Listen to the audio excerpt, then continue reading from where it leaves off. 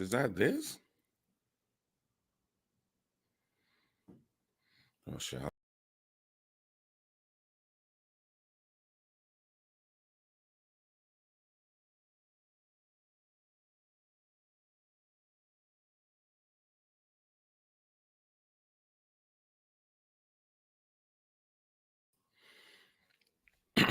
All right, so it's like 8 o'clock in the morning. It's 8 o'clock in the morning on a Saturday, so I expect a lot of people to be here. So I'm just gonna get started. So I have a video up for you guys to watch because this is gonna be a very, very busy day for me. I gotta knock out some work from a job. Then I gotta go to 40 Bars house and get ready to go to the event. And she has a battle today on RBE against my man Ill Will. I will be in the building for this battle rap event.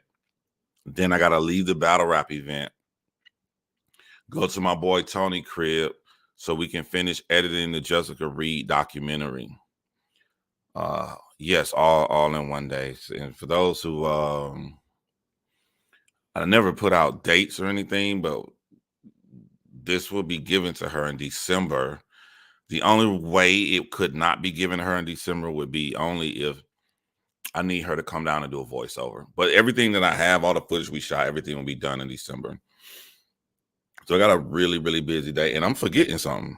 I know, like my job, 40 Bars crib, the battle rap event, Jessica Reed document. I'm forgetting something today, but anyway, that's why I'm doing this right here first and early this morning. What's up, Clean Black Sneakers and Trey Wilson? So the lead attorney went over to Destiny Stream, and this is the kind of stuff that I like about Destiny channel. Man, everybody can come on there. Anybody can pull up. Anybody can say their opinion, have a discussion or a debate.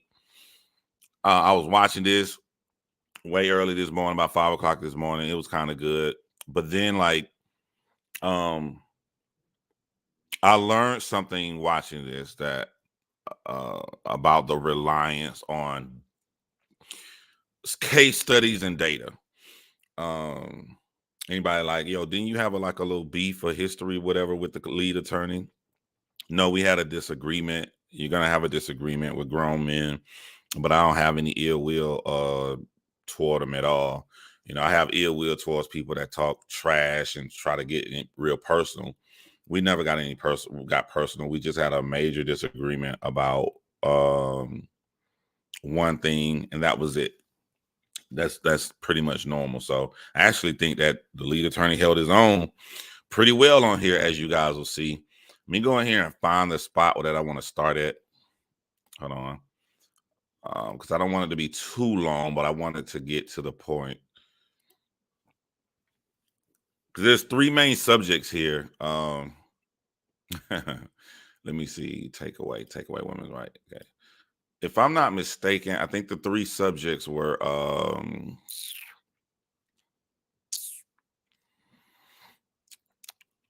men having more than one wife.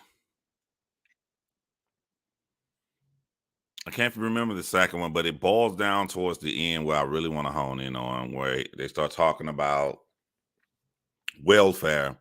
And is welfare the number one leading contributor to why people are in poverty? I think there's something around that, but we'll see.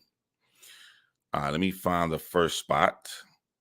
No, that's actually me. Let me move this right here. I like to have my screens close together.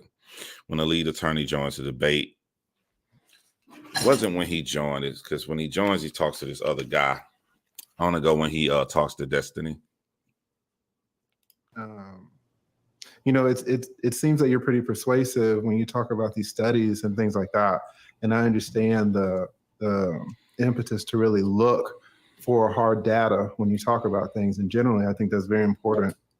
But when you start talking about data for these types of issues, the reason why people get divorced, the reason why people have children, things of that nature, how many people cheat, when you rely on this self-reporting, it's amazing how unreliable the data is. And so I don't know if you can really quote any study that would be conclusive on these issues. What do you think would be a better metric, in your opinion? Well, that's the issue, right? Because you certainly don't want to rely on anecdotal evidence, right? But relying on self-reported studies is crazy. And I can tell you that as a 20-year attorney, having to talk to women and men about their relationships. I mean, you can ask somebody how much they make, and maybe they'll tell you the truth. Maybe if What's interesting is that even while he's saying this, Destiny, and this is what I learned about him on this stream, he's almost like a slave to reports. He's already looking up stuff. And I agree with the lead attorney, man. Both of these things are right. You do want statistics and all of these things. They can't help out with something, but there are other it doesn't necessarily mean that those are true. And I'm going to give some credible examples as we go through this. I'm just trying to decide, do I want to do it at the beginning or do I want to do it towards the end when Destiny really starts talking about, or when his panel starts talking about welfare. But it almost came across on this live feed like Destiny is a slave to reports. You have to look at their W-2s. Judges don't even believe people when they tell them how much they make. Like, judges insist on taxes, insist on W-2s, insist on 1099s. So if you have these studies that don't insist on anything, like, there's no reason to rely on those at all. Then do we just make up whatever reason like fits like the YouTube channel narrative more, or what? I don't know what I'm supposed to do with that. Like, we use self-reporting for like crime victimization is on self-reporting. Like, we use self-reporting for a lot of studies in psychology. I guess, do we just throw all of that out? I agree with you that there might be some limitations in the data, but I mean, like, if you do study after study after study and there's trend after trend after trend, and you can't find like any other explanatory thing for why people report the things they do, I mean, at some point it's like, okay, well, self-reporting is kind of the only way, to go forward other than stories. Well, I mean, I think what the lead attorney is about to say is brilliant, because I was thinking the same exact thing when he was saying this. You can say that self-reporting is the best that we have, but that doesn't mean that it's accurate at all. That doesn't mean that it's deserving to be relied upon. Facts. You can say, hey, this is all we got. Facts. Back in 2000 BC, hey, religion, that's all we got. So we're going to rely on that. And fine. Well, to that maybe point, there's this thing called gravity. Maybe there's this thing called, astrophysics. Maybe there are things going on that we don't know yet. All facts. The problem with this conversation is you walk on a really thin line, and we live in a world where everybody, no pun intended to the two guys, everybody wants things black or white. And it's not black or white. There's a lot of nuances and things that are in the middle. So if you come across like you agree with the lead attorney, then someone will pitch you all the way to the opposite opposing side and say, so you don't believe in those studies. Like, no, studies help out. Studies can guide you. Studies can be some reliable sometimes, but you can't go by them like they're the fucking, the end all be all. And this is the correct information we must go by, because I can't wait till they get on welfare. It's something that Destiny said that show in certain areas he's incredibly naive. But it doesn't have to be one way or the other. You should just keep your mind open. Keep your mind open to look at some studies, and keeping your mind open to notice that this shit could be incorrect. I always wanted a leader that's going to have his boots to the ground, literally, to after you have these charts or this metrics or these evidence that's going to go into these communities and get it word for word from them, or actually see what's going on. I mean, you think when you do a study that people may tell you the truth if they don't like you like that? Like, think about it. Like, one of the running jokes black comedians were saying when Donald Trump won the presidency, and all black audience members laughed because all black audience members know we all felt like this. It was like, yo, y'all say white people can't keep a secret, boy. Motherfucking white people were smiling in your face. You thought it was cool. They went in and voted for Trump. It was shocking to black people, because a lot of black people didn't think that Trump was going to have that big of a support. That's something that, a lot of people kept to themselves. You know what I'm saying? So there's things I'm going to talk about later. I'm just want to wait. That I'm going to show you how fucking reports could be extremely wrong. And so that's what I'm telling you. Like, judges don't even rely on this stuff that you guys are talking about. Not you guys, I'm talking about Destiny specifically with these studies. Well, hold on. For Attorneys- me specifically, income was not. I don't think that was. I don't actually know if it was self-reported. Are you saying that they're lying about their income on the studies? Are they showing the scientists or who the data collectors their W-2s and their taxes? Facts. Like this was he's so stuck on data. Why would an intelligent man think it's shocking that someone would lie about their fucking income? Now, understand what I'm saying. I'm not saying that they're lying or they're not lying. I'm asking, why would he be shocked that a human being will lie about their people? Man, for what I do for a living, I see people lying about their income all the fucking time, and I need to know your exact income. And what I do for a living, we don't ask for your W-2. We don't ask you to prove it. We may ask you later, but we don't ask you when I'm talking to you. Or are they telling them, do you make between 50 and 75,000? Do you make between 75,000 and 100? Are they just typing that into their keypad on their phone?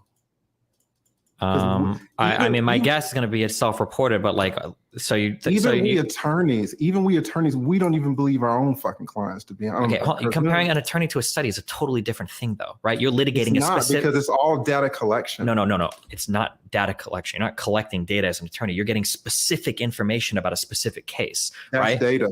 Yeah, but That's information. But when you're trying to make a case, I don't know if you're a trial attorney or what, but like when you're trying to make a case in front of a judge and the judge is asking you, like, did your client cheat on his wife? Like, you would never respond to it. Well, 47% of clients do. No, of course, they're like a case study. When you're doing, like, that's what an attorney does, is case studies. Like, the whole discovery process is collecting data about one particular case, right? Or maybe you'll bring in an expert witness for random shit. But like, it's not the same as like talking in a scientific manner or in a sociological manner about like, here's like data across the society.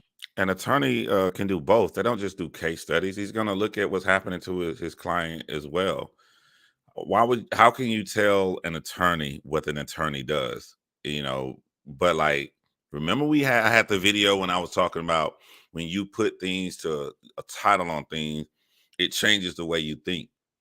So if everybody just were human beings and just had political viewpoints on certain topics, instead of calling themselves left wing or right wing or conservative or Democrat or whatever, if you got rid of those titles, I don't think that you will allow a lot of things that you allow. Some people allow these things because they feel like, I'm on the left side and this dumb shit I know is a dumb shit.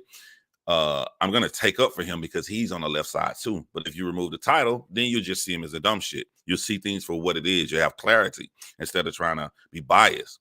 It appears that in certain ways, Destiny has such a strong bias to solely relying on data that it would cause him to say things that I think he wouldn't say otherwise. I don't think that if he was in a regular conversation and it wasn't a debate or anything, I don't think he'll say, hey, do you think human beings will lie about how much money they make? I think he know damn well that human beings lies about money they make, but because his brain is conditioned to, I must defend using only the data, is making him think things that are differently or say things that are differently. I don't think if he wasn't in a debate, he wasn't in a discussion, he was out having lunch with an attorney, he tell an attorney, you guys only use this certain kind of data. You don't use this kind. I think he'd be open-minded, chill in the conversation, let attorney tell him what they do use. But like he's so hooked on getting just the data, he has to defend it at all costs. So yeah, I would expect like a judge to be using more specific stuff where they're going to subpoena shit and everything, or they're going to have like more specific stuff to one case. But that's because you're arguing about one particular person, not an entire field. Yeah, but the entire field is made up of each individual case study, if you want to call it that, Destiny. That's all data is. It's just a collection of individual case studies, if you want to call it that. That's all it is. Like, you're elevating it to something higher than what it really is. I think there's to defend Destiny. I think relying on hard data, that's a very healthy thing to do because Let me jump in though, because you said to defend Destiny. I don't know if you heard when I first began. I said that there's a reason to try to rely on this stuff. I love relying on science. That's what we should rely on. My point, TFM, is that there are going to be certain areas where just the data is inconclusive. The data is not going to be there. And that's what I say, like, when I say, like, everything isn't black or white. It isn't all the way this way. This way is nuances, because there's to say that you can't use that period is incredibly naive. But you also should keep yourself open-minded that this isn't the end all be all, and you should factor other things in besides that data. I agree. I totally am in favor of the scientific method. I think it's awesome. But what I'm telling you as a 20-year divorce attorney is that when you start asking people how much they make, or why they cheated, or if they cheated, or how much sex they get, you're going to start getting some self-reported information that's not reliable. Not only that, but like, let's just use common sense. Humans lie. One of the biggest motivations to lie, for a human being to lie, would be if what's the word I'm going to use? If it benefits them. Because one of the biggest reasons, sole reason probably, that a human being will lie, if it benefits them. So you go to an attorney, and if it benefits you to make less money, and so you can get alimony from your spouse that you're separating from, you probably would lie. So it's crazy to say that a case study could be 100% correct. We're talking about an animal that lies. Probably the only, self-preservation. Probably the only animal on earth that lies. Off the top of my head, I don't know. Maybe the other actions animals can do to trick another one, but probably the only one that lied. So why a regular human, or no person would say it's illogical for a person to lie, even in a fucking case study. The only way you think that is if you're pitted to one side and trying to prove a point.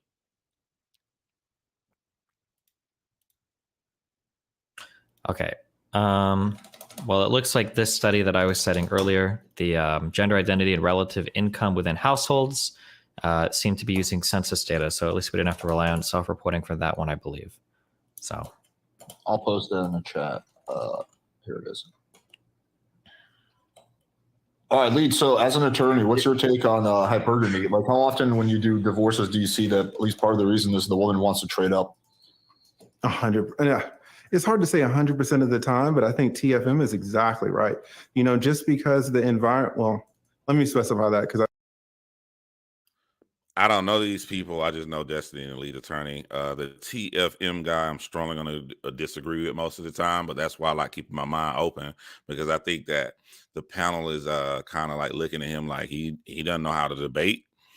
And I was agreeing, but he's going to say something that he's going to be 100% on. And that's what motivated me to go live about this. Like when I feel that he's right on something, which is gonna go against all of the data and shit that they bring up. And Annalicia's gonna join, y'all. So get your cringe motivation, get your cringe protector on. She's gonna join. But I don't know the other guy. But the main topic before Annalicia joins is men having more than one wife. I think TFM has said a lot of stuff that I don't necessarily agree with. But when he talks about just because, what's that? You were so close. I was so close, right? Just because the society has changed and women have more power in the workplace, more economic power, they're getting, higher education, things of that nature. It does not change their genetics at all. And I totally see the reflection of how men will put women on pedestals. Men will really want kids, and the majority of men, not all kids, not all men. Some men hate kids, all right? Some men hate women. But just talking about, if you look at a bell curve, kind of what's in the middle, I see all the time how men will kind of focus in on the actual woman and feel a certain way about her, whereas the women will focus on other things. The women will focus on the kids, and they'll focus on the husband's resources. And I don't think that's a new occurrence. I don't think that just because a particular woman earns more, she's going to focus less on that. And I deal with women who make $2,000 a month and women who make $80,000 a month. And, the hypergamy is there. It's just there. It's biological. Now you can say, well, can you cite a study to this? And I can't. And because I don't trust those studies at all, because I've been doing this for 2 decades. Right. But this is what I see. And I totally agree with you that your genetics, well, I don't know if you said this, but your genetics are your genetics. And it doesn't matter kind of what your economic prowess is for a man or for a woman. Would you say hypergamy is getting worse or getting better? In your opinion? I don't know why it would change. Why are we saying that it's changing? Constant. There could be any number of reasons why it would make it change. Like, for example, now that, you start practicing law before social media, right? Now there's social media. So girls are seeing, their friends on Instagram going to Dubai, and they're like, oh, maybe I should date myself a guy who's whatever higher status or something like that. I mean, there could be any number of reasons. Yeah. No, I disagree. I have Go a ahead, take on Tina. this. All right. So I look at, women and men have different natures, and it's related to their reproductive roles. Men have what I call a dominance instinct, and women have a hypergamous instinct. Look at animals. The males will fight each other to establish a habitat, some kind of like area that they control. They'll drive all the other males away. And then the strongest males will have the best kind of area. And then the females will go where the best area is, and they'll settle down with those males. And that's just how animals are, and you can kind of see the similar behaviors in humans, where males compete. I call the dominance instinct. It's why men are always competing with each other, wrestling, climbing mountains, doing speed runs. It's just they want to feel better than other men. And I don't think women still. Has there ever been a history in human society where males are driving away other males and ruling over like legions of women? Has this ever happened? Yes, called harems. So you're talking about like the ultra wealthy elite, like less than 1% of 1% of society is where it happens. Well, it's because they're the warlords. So you have the warlords. Yeah. So the men who control the most martial power, they're the ones who acquire the harems. Yeah. You'll help me find out. I get lost sometimes when people like ramble for a long time. Like, what is he building up to? I get what he's saying. Like, men have this nature to want to be the best and all that, but what is it leading up to? Let me know if y'all figure this out first, because I don't know how to jump in. I'm like, okay, all right, you're saying this, but what is your ultimate point? Because I'm gonna give you an example of the reason why I asked that. If his ultimate point that this is in our instinct, but like Destiny is saying, like, if it's a very small percentage that men have multiple wives, then what does that matter about humanity? So I'm trying to see what is he getting to. Yeah, but they're not doing it because they have resources and the women are attracted to it, right? They're doing it because they can essentially like enslave the women. But the women go for it. Like they have to. They had no rights. Look at sister wives. You don't see the opposite. Well, look at sister wives. Like women are fine sharing a husband.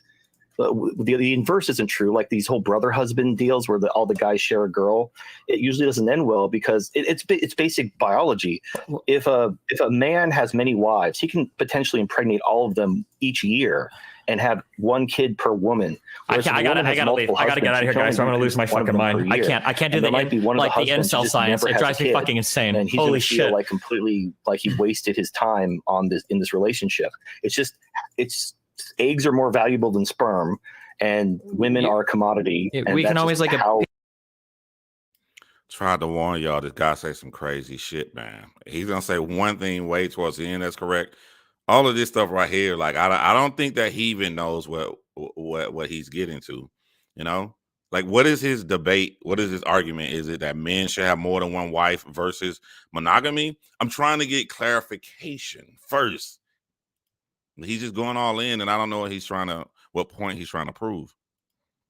Appeal to the biology, but the reality is women were part of those harems because they had no rights. A lot of them couldn't own property, they couldn't vote, they couldn't work. So of course the guys with the resources are essentially allowed to like enslave like tons of women and say like, hey, you're like the protected aristocracy. Now you're going to be like part of this particular protected harem because the men like had all the power. But it's not because they were attracted to it. Like, and I don't think you see very many successful relationships where it's like one guy and multiple women. That's an incredibly, exceedingly rare thing. That's like a 1% of a 1% thing. So to just say that it's just biology when it's unimaginably rare, it seems to not be the case. That seems to be the exception more than the rule.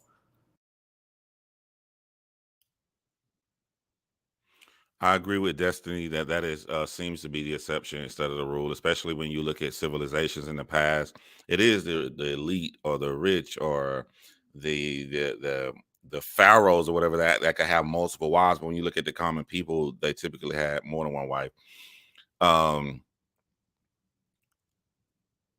Yeah, I agree so far with what Destiny is saying as of right now. But could it be Wait, exceptionally is- rare because a very few percentage of guys are actually able to maintain that because they have actually the kind of game status? But I also think as social animals, you can morph it. You can morph any community to be what you want. I can take a bunch of people in a monogamous society, take a bunch of babies, and raise all these babies to adults on an island. As I teach them from 3 years old to soon as they start school, the value of polygamy and how they should have how I can teach these babies anything and make them be whatever I want to. I can teach them that it should be 3 husbands for every 1 wife, and they'll think that that's normal society as they grow and they flourish and they reproduce and their children is community. We're social animals. The community that you're in, it has a greater effect on whether you're going to be monogamous or not. I will agree with that. This whatever. It's probably exceptionally rare because I don't think most women want a guy dividing themselves between 5 different moms, between 5 different kids. I don't think most women would want that. If he can Most afford women it, don't want that, but it's not exceptionally, exceedingly rare either. That I mean- one man has multiple wives at the same time? Okay, not in wives. Western countries. Well, because Correct. during In the United it started States, with- it's usually illegal, right? You legally you can only go ahead, TF. Well, yeah, like you have the Mormons who have their own little compounds, but this actually started with the Roman Catholic Church in the Middle Ages, because originally you had polygamy in the Bible, but then Rome had monogamy, and so that was kind of superimposed over Christianity, and that's just been the Western tradition. But if you go to Muslim countries, they could have 4 wives. That's like part of their culture. You have plenty of guys with multiple wives. It's not even. Can you name one just so I can look that up? Which Muslim country right now has like a lot of people with multiple wives? So I can look this up. Pakistan. Go with Pakistan. Or also, just to help you out, Africa, it's super common in Africa for a man to have multiple wives, for a man to have the first wife, which he treats as the best wife. That's the first wife. But then you'll have the second wife and the third wife. It's super common as a. Yeah, you're right. The Amish have multiple wives as well, too. Just over there. Gotcha. Just checking this real quick. Many of the countries that permit polygamy have Muslim majorities, and the practice is rare in many of them. Fewer than 1% of Muslim men live with more than one spouse in Afghanistan, Pakistan, Bangladesh, Iran, and Egypt. All countries where the practice is legal, at least for Muslims. It seems to be like it's I think it's more common with like celebrities and shit like that. Like pretty much every like ultra rich person has some kind of resources. It's not like most people have trouble providing for one family. They can't support multiple families. I don't think men with resources are going to want more. Why would you want multiple families though, as a guy? Because women are. The more I'm thinking about this, the more I'm leaning towards the society that you live in. Because I was just sitting here trying to ask myself, would I want to have multiple wives? And the answer is no. But I'm raised in a civilization. I could easily have answered, yeah, multiple wives would be awesome to have if I was raised somewhere else. I think that it's a social construct of marriage, of how many people you want to be with. If you go to biological, then there will be no such thing as marriage. You know what I'm saying? Like if you just paperwork isn't biological. So I don't think that will have any factor into it. Because women are a resource and families are a resource, especially in these kind of underdeveloped countries that rely on agriculture, because that's like more farm hands. That's more people helping out on the family farm. It's free labor. So if I were to go back to older times in the United States where people had like family farms and stuff, you think I'm going to find it's pretty common that there's like one man with like multiple wives in the household? Well, that's like a common thing? No, again, in Christianity, you had Roman culture superimposed on Christianity. So monogamy that was the norm in the West, outside of Mormons who did have multiple wives. But if you go outside of Roman Christianity, where you had polygamy, it's very common. Like even like you were saying in Africa, because they had a different Christian tradition in Africa. They have polygamy because it's in the Bible. It was basically the Roman superimposition over Christianity, which brought monogamy. Which it's fine. My point is that it's not against female nature to share a man. Yo, it's also depends on why I would want to get married if I want to have more than one wife. If I'm not looking at them as my equal partner that I'm head over heels in love with, uh, talk to, discuss, like share my life with them as an equal partner, I definitely would only want one wife. Uh, because the more wives you add on, the more difficult situations be, the more arguing things that can happen. You know, I love strong ass women. I've always loved strong women. I've been a slave to that shit. So if I had multiple wives, that could be fucking a headache. But if I did not marry for like an equal partner, if I just married for like, you know what I'm saying, I got these women that they're mine. They're gonna have all my children. They're gonna cook and clean for me. I'm gonna have sex. The shit that these red pill dudes want, those kind of women. Then yeah, multiple wives would be great. I wouldn't have anything, but I don't want a woman like that. I don't want the woman at the beginning of coming to America hopping on one foot wherever you like. I'll blow my brains out. I'll be bored out my mind. On a real intelligent woman. And in that, I don't think that it would be great to have more than one. It's already hard enough as it is with one in a relationship, just one person, you know, in general in a relationship.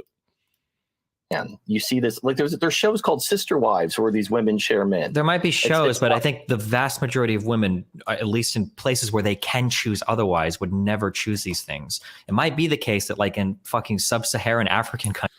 Ah, man, I watched that show, Sister Wives, and those women in that community in Utah, I think where it started. Hey, eventually had to move to Vegas because of the law. But like, if you listen to them in interviews, that's their community, as I was saying before. So they have the option. There are women who marry one guy, even in that community where you can have multiple wives. So these women are choosing to be sister wives. So I don't know.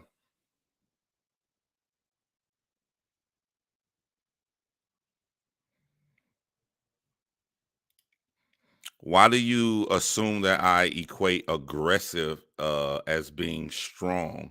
When I say that I want a strong woman, why do you equate that as being aggressive? If you're saying that you equate that, I think that aggressive is being a strong woman because I said that it has the opportunity that you can't have debates. If you have arguments, if you have, that's going to happen with any two strong-minded people. If it was me talking to, if I hung around Destiny all the time because he's very opinionated or whatever, that doesn't mean that like he's aggressive. But due to his nature, if we talked all the time like that, we probably are going to have a debate more than I would than a passive guy. But that doesn't mean that he's aggressive. You know, that means that he has a fucking opinion. So I do equate having an opinion. I don't, and I do think it's kind of submissive. If I just get a woman that's whatever the fuck I say, she instantly does. How the fuck is that not submissive? That's it. That's submissive.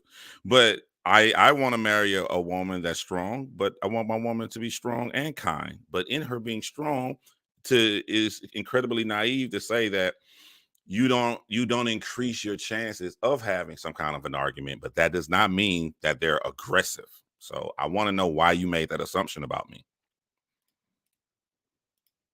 Countries, they choose it because people are dying of mass disease and that's the only way to survive. But given the like ability to choose freely and willingly, I don't think women gravitate towards one man. I think they'd rather have somebody to themselves. No, I disagree with This is one of those conversations again where I tell y'all people are going to go super right or super left or super black or super white, whatever you call it. They have no nuances, so they want to pitch you to a side to try to debate you from that side. A submissive woman can have an opinion, but by the nature of her being submissive to everything you say, it doesn't fucking matter about her opinion. I don't have to hear her opinion. I can do whatever I want to do because she's there to be submissive to me. That shit is boring as fuck. I don't want to date a woman like that. So I don't equate strength solely to intelligence, but I think with intelligence comes strength, if that makes any sense to you. that, Destiny. I think if the value proposition is high enough, like you get to like the point of a celebrity or a billionaire, a lot of women will be willing to share the Facts. guy because they just, they like the If lifestyle. the billionaire is trying to date crackheads, sure. But No, like, but like, do you think Leonardo DiCaprio is hooking up with like crackheads? Like, come on. well, hooking up or dating? Wait, hooking up or dating? Those are two different things. Leonardo DiCaprio probably fucks a lot of people, but I don't think he's dating multiple women at the same time. Okay, like let's take. Yeah, I think that was a naive comment. You don't be knowing what these fucking celebrities to do, and there's absolutely no way I will go on record and say that I don't think Leonardo DiCaprio is dating multiple. How the fuck do you know? How do you know he's not doing this? I would never say something that's strong. Like I Take like Hugh Hefner. Would you say the Playboy? Yeah, I was going to say Hugh like, Hefner. Why are we going with a like- guy that's literally a playboy? Those women weren't exclusive to him. Those women were fucking around with everybody. I mean, they were living in his house. He had like the main access. Yeah. Like he could kick them out anytime. Okay, hold on. I just want to hear this. You think that all of the bunnies or whatever the fuck, the people living with Hugh Hefner, you think they were all faithful to just Hugh Hefner? No, I definitely don't. Okay, so then that's not what we're talking about. I'll agree with you there. Yeah, celebrities and shit, there's probably a lot of people fucking everywhere, for sure. But in terms of like multiple women being in a committed relationship with one man, I don't think any woman would gravitate to that. Unless you're shooting way above where you should be and the guy is dipping way down into somebody that's like super desperate for something. But if people are generally dating on level, like it's illegal. what? I don't know. That's That's one thing I just would illegal. disagree with you on. I think if the value proposition is high enough, I don't think it's for every woman. I think there's some women that would never go for it. Yeah, but I when you think say there's- value proposition is high, it's got to be low on one and high on the other. You're looking for an imbalance to cause that, right? If you've got Right, a you're talking- smoking you're talking hot, about- yeah, go ahead. Yeah, you're talking about someone who has a crazy lifestyle, like Dan Bilzerian, Hugh Hefner, right? The lifestyle is like insanely attractive to the girl, right? And so the girl might be like, yeah, I don't like the idea of sharing the guy, but I like the idea of like fucking hanging out in his private jet and his mansion so much that I'm willing to put up with it. Yeah, if there's a girl, but if she has the capability to net another guy like that, that's going to be faithful, even if he's a little bit lower, I think she would gravitate towards that guy instead. But this is a if it's not my cup of tea, then I would tend to say something negative, right? Like if you like the super skinny women, and they ask you why, you probably gonna say something negative about women that are overweight, right? I mean, that's common sense that it will come out of your mouth. But again, you're doing that strong thing when you go all the way to the right or all the way to the left. Knock yourself out. Date whoever you like to date. It's just not my cup of tea, I think if you watch enough of my videos, like you could see, I would be bored out of my mind to just get a obedient, submissive wife that just does everything that I say. That's not my cup of tea. I just don't like that. I remember I got frustrated. I was talking to my homeboy. We was outside the cigar lounge one night, and he was talking about that. I'm like, yeah, I'm just gonna get it. I could have been like, that's why I don't like when people brag, like, oh, you got divorced, but I'm still married. Like, shit, if I married that motherfucker, I'll still be married too. Shit, it ain't that hard to marry somebody that's gonna do everything you say. I wanted this men with multiple wives pick totally different types of women, one strong woman and one very submissive one. Could be, you never know. You know what I'm saying? Maybe that's the way to go for some people. When I watched Sister Wives, he had he had like 3 wives and he picked up a 4th one. But his first wife, out of all the children they had, she only had 1 child. And I think she was kind of sad that all the other women was having all these children, but she couldn't have but 1 child. She seemed like she didn't play that shit. again, this is like sub 0.001% of people. Like this is incredibly rare. Like a girl's not going to be like, I could date this guy making 100K, or there's that other guy that makes 400K, but he's got 3 other girls. I'm going to date that guy. I don't think women would choose that. Well, there's a hierarchy. Well, you're assuming the mating preferences are logical. It's all emotional. It's not logical. Women aren't thinking logically. I have these 2 options. Like every time you come up here, and I don't want to make this conversation about me and you, like you, who's the extreme person, right? And my claim is like there's nuance in between. You be naive to say that obedience doesn't lend to the side of submission to a submissive wife. It'd be incredibly naive to try to make that point. Is it exclusive? Nah, it's not exclusive to it, but it's not. you're going to tend to get that out of someone that just wants to be submissive to you than someone who doesn't. I don't want someone to submit to me. I want an equal partner. Options. It's usually emotional. It's like, ooh, I don't know. Like the emotional is going to be like, ooh, that guy's dick smells like another one's pussy. Get me the fuck out of here. That's going to be the emotional. That the emotional is going to be like, my guy's with another girl right now. Fuck that. Like, I'm going to stab this motherfucker. That's the emotional. Like, That's not the emotion. The emotion is I'm going to take that guy away from all those girls because I'm the best. That is lead on that. Okay. That y'all making me miss this point and hear what he was saying. To net another guy like that that's going to be faithful, even if he's a little bit lower, I think she would gravitate towards that guy instead. Linda would never go for it. Yeah, but when you say value proposition is high, it's got to be low on one and high on the other. You're looking for an imbalance to cause that, right? If you've got a smoking hot, yeah, go ahead. Yeah, you're talking about someone who has a crazy lifestyle, like Dan Bilzerian, Hugh Hefner, right? The lifestyle is like insanely attractive to the girl, right? And so the girl might be like, yeah, you know, I don't like the idea of sharing the guy, but I like the idea of like fucking hanging out in his private jet and his mansion so much that I'm willing to put up with it. Yeah, if there's a girl, but if she has the capability to net another guy like that, that's going to be faithful, even if he's a little bit lower, I think she would gravitate towards that guy instead. But this is like sub 0.001% of people. Like, this is incredibly rare. Like, a girl's not going to be like, I could date this guy making 100K, or there's that other guy that makes 400K, but he's got 3 other girls. I'm going to date that guy. I don't think women would choose that. Well, there's a hierarchy. You're assuming the mating. I would say that some women would be more willing to lower their inhibitions or their standards or morale if a guy has 400K. They'd be more willing to. So like if he likes to look at like data and reports, like do a study on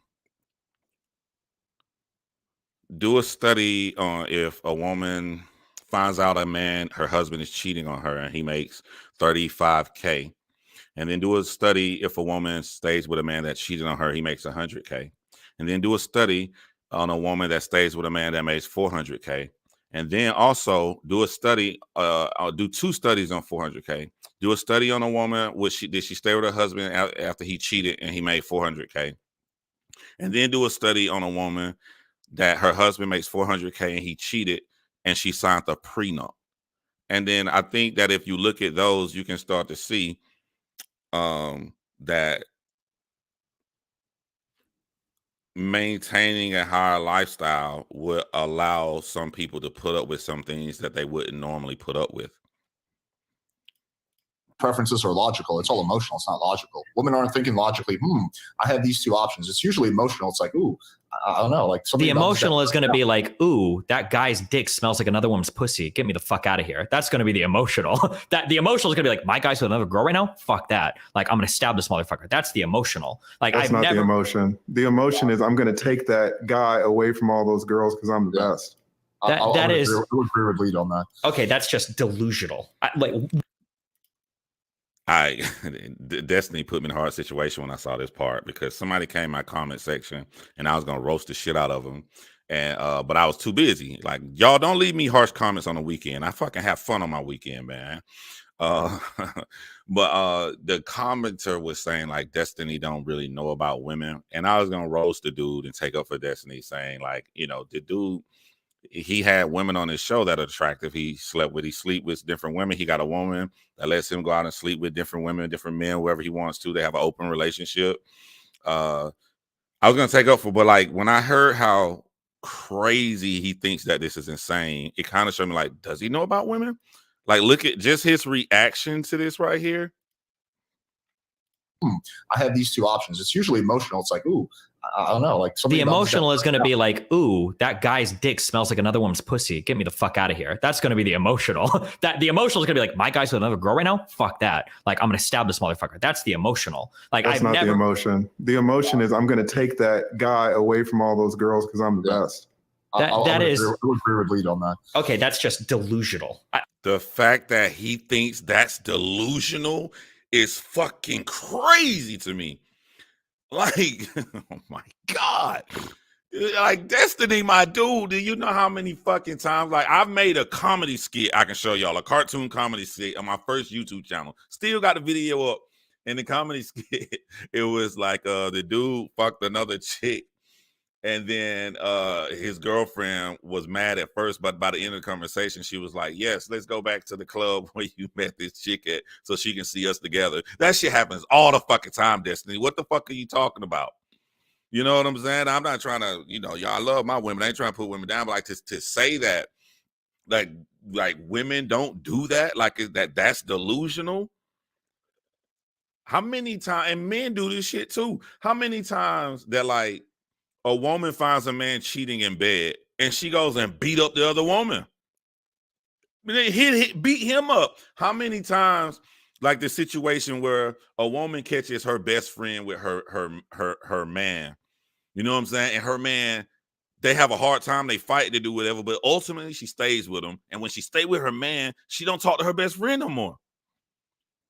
Like, come on, man. And again, it's not all the way here, all the way here. It's nuances in between. So I don't want to put that shit. Destiny is right. There's some women who don't give a fuck how much money you got. She catch you cheating. She's like, fuck you, I'm leaving. All these things are true. But I'm not having an adverse reaction to Destiny saying that, because I know what Destiny's saying is true. There's some women who are going to be like, fuck you, I'm out of here. But he having an adverse reaction to the lead attorney telling him some real shit that women would try to compete and get the other women the fuck up out of here. That's crazy to me. That's fucking crazy, Destiny. Like, do you really? That's what women are. I'm just teasing. It's a joke, but I just see this so much. Women think that they are the best. Women think that they can take a guy and change him and become number one in his eyes. And the fact that that man is with other women just underscores the fact that that's a man of value, and that's a man that they should try to go get. Yeah, I agree with that. That a man can signal value by having a lot of women around him, but the woman's goal when she gets that man away from all the other women. She's not going to be happy. True. Yeah, she's not going to be happy being with the guy with all the other women. I agree with you that like a guy with a lot of other women around him is going to be more attracted to a woman, but her goal is to lock him down solo, like one-on-one. Yeah, but just like look at like both of our relationships. We both fuck other girls, right? And both of your wife, my girlfriend, they're both cool with it, right? So it's like we're not even like that fucking high up in the status hierarchy. Certainly, I'm not, and like you and I can do it. So why can't like? Firstly, no. You guys are different. Yeah. That is not the common thing. Yeah, One, our lives are exceptional. Two, my relationship is open on both ends, not just one end. Okay. So so these are two. Our situations are totally different, and then also we live like exceptional lives. Also, we make a lot of money. We're like Yeah, I don't make that much money. I don't know. I think you're. I think that's Destiny's right. A normal. I don't make Destiny money. But I don't think like any guy making less than like $1 million a year is like a guy making $400,000 a year is not gonna be like, oh, I'm gonna go net me 2 wives. What? Destiny? What?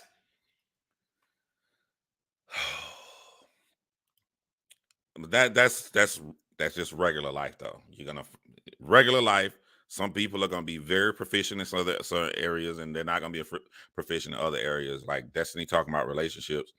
It's not looking too good. This man doesn't think a guy making $400,000 a year can get 2 wives.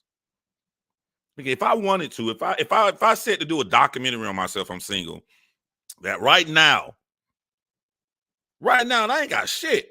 If I purposely wanted to go out and marry 2 wives, I'm talking about in America. I only go in America to look for that. I do a documentary on myself. I guarantee you, I can get 2 women to want to marry fucking in a month, in 30 days. Come on, man. You can't believe this, Destiny. I think it's rarely 2 wives. Or 2 girlfriends. Yeah, Destiny, that's wrong. Guys that make 400,000, they absolutely want 2 girlfriends and 3 girlfriends. I mean, hold on, I'm sorry. Let me qualify it. They're not going to have 2 girlfriends that know about each other. Quite often. How can you believe this? This is...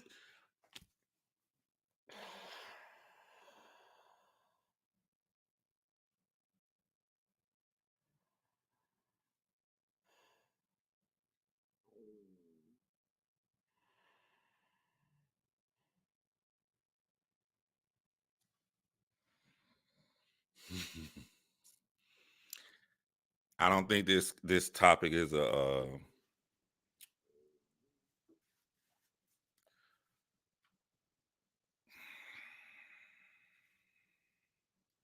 this not Destiny's strong point here.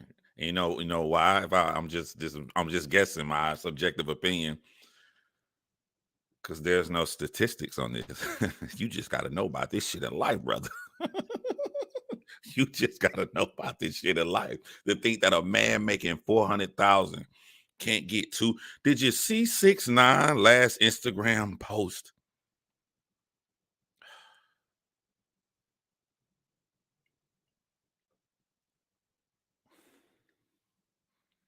Did you see 6ix9ine last Instagram post? Baddies in the bed with him, bucket naked.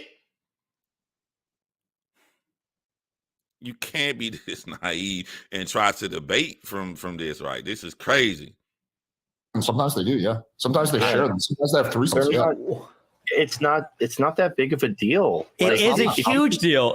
Most women don't want to share their man. Okay, no, there's a hierarchy. So you True, but you got to work out the nuances, brother. You right. Most women don't want to share their men, but also you can't say a man making 400,000 can't get two wives easily. It won't even be hard, bro. Ultimately, you can get whatever you want if you know how to talk to a woman. So women can earn their own money, and they can even raise children by themselves as single mothers. So that's one level. Now, obviously, a woman would prefer to do better than that, but if she can't find someone in that status, she'll take what she can get, and it goes up and up and up. If a woman is attractive enough that she can pull a very rich, successful man, and she has a lifestyle that she couldn't get with a lower status man, but she has to. The price is she has to share this guy with his other girlfriends or something. She'll be fine with that if that's her best deal. Because it's just business. Like, men are the romantics. Women are actually much more like mercenary, I guess. This just doesn't happen where there are all of these guys dating multiple women, like in committed relationships where they all know about each other and they're having.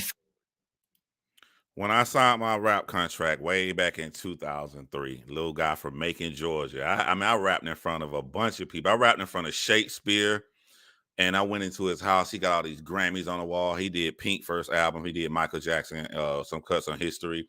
He did TLC, I Don't Want No Scrubs beat. I went in and rapped in front of like 30 fucking people in the basement, man, and got into this new world. Got to go out to the club with Outkast, Goody Mob. I'm thinking, I'm signed, nigga, I'm a rapper. Yo, I went and another new artist, they wanted us to become friends. He was a DJ. He was a DJ at one of the biggest strip clubs in Atlanta, man. RIP to him, lost his life. But I remember I'm coming from Macon. I'm driving up to go hang out with him. Go to his house. Hey, man, this is my girlfriend. Hey, meet his girlfriend, whatever. She got a baby in her arm. Then I go upstairs, another girl up there. Hey, man, this is my other girlfriend. I ain't never seen no shit like that before. That's my first time seeing it, yo. You know what I'm saying? Back in 2003, like, yo, hold on. This nigga living with two girlfriends, bro? And then the baby, the girl downstairs was holding, she was rocking the baby to sleep. It was the girl upstairs baby. I'm like, bro. This guy here. Then both of the girlfriends told him. They told we went out to a strip club, not his strip club he worked at. We went to another strip club just to hang out. But the two girls told him the rule is you can bring a girl home. We just got to know about her. This dude go have sex with some other girl. And then they pissed off. They crying. They mad. And I remember asking him, like, why you just didn't tell them about the girl? And he was like, that shit wouldn't have been no fun, bro. He didn't want to tell him about the girl because he liked the thrill. It would have been just like too boring. And I remember I was driving and he was like, leave. He wanted to leave his house because they was wilding on him. She came out in front of the car. She was crying and cussing and shit. And I remember she looked at me like, you gonna run me over? I was like, bro, what you want me to do? I can't back up. It was a crazy situation. But I say that whole story to say he was a DJ at a strip club and he had two girlfriends, Destiny. He wasn't rich. He didn't make 400,000. I don't think he made 100,000. He had two live-in girlfriends. Why do you think this is so hard? It ain't hard, brother. Families. This just that maybe like the 0.0001%, but this just doesn't happen. Like you don't have like all these rich neighborhoods in San Francisco. It's no, even dating multiple women and having children with multiple people and them all living together, whatever. This doesn't happen. Oh, like the Tate brothers would be another in example. the West. The what? In the West doesn't happen. Nah, man, I got signed at the wrong time, man.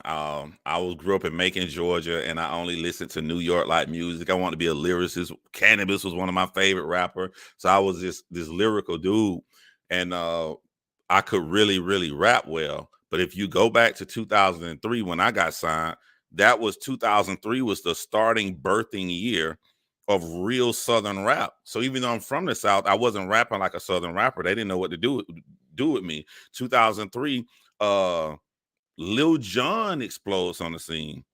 What's his name? Attention! Like, you know what I'm saying? It was the South was taking over, and it was like they weren't thinking about no lyrics and all of that stuff. But I got signed right with Gucci Mane. First, me and Gucci Mane was on the same record label, Big Cat Records and stuff. Used to tour all of them. I used to go on tour with Rashida from Love and Hip Hop. All of them people, man, way back then. But yeah, they didn't know what to do with me. It was the worst situation to be in because I'm like, bruh, like I've been waiting for this for so long. I am South, but I don't rap like I'm from the South. So yeah, Bone Crusher. Yeah, man. That's when I got signed. Because it's illegal. Like hypergamy. But I did collect a lot of ghost rain checks. Keep that to myself.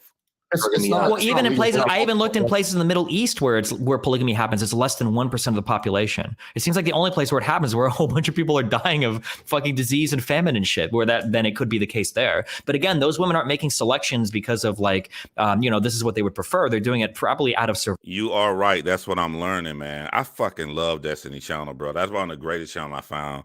And it's not from him. It's just all of these people he bring on with all of these strong opinions. Like you get to learn a lot, you know what I'm saying? Like just to hear like this shit is awesome, you know what I wish this shit was like a lot on other channels as well too.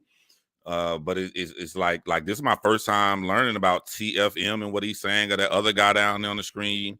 You know, you just get to learn about so many vast viewpoints and see how America or society as a whole is looking on things, and see where, in your subjective opinion, where we could do better to learn and to listen to other people. So I just think this shit is dope, man.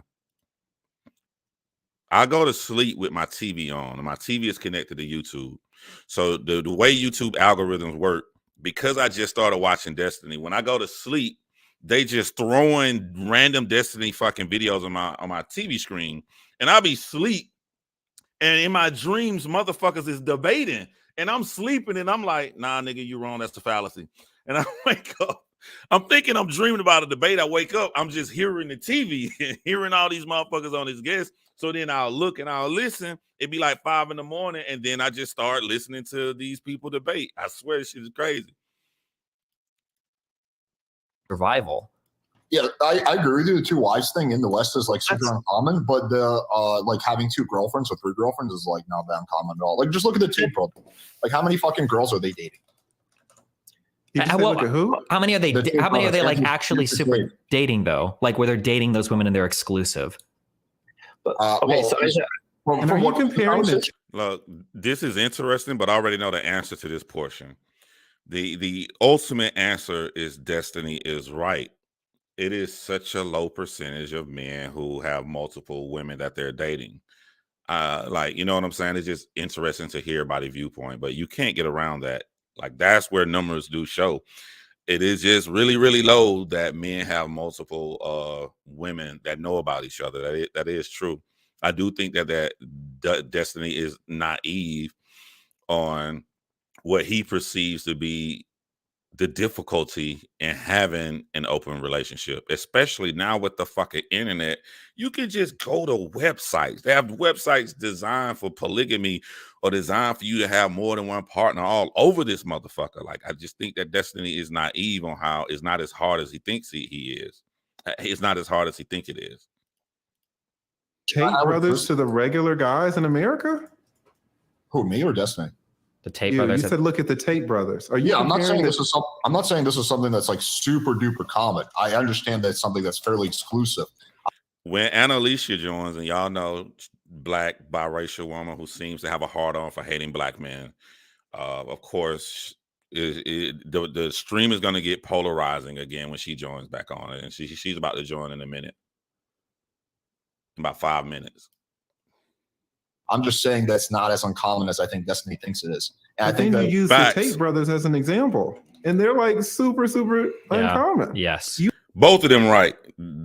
I can't see his name at the bottom because the thing right here in the way, the CC in the way, I can't see his name. Alex, is that Alex?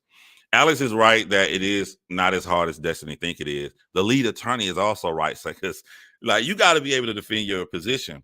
So you can't give an example like the Tate brothers. You know what I'm saying? They millionaires, super extremely popular, Lamborghinis and all of this shit, Hublot watches and everything. Like you can't give that kind of an example. You know, you need to show something better to defend yourself. And what's gonna be funny, he's about to get worse in his example.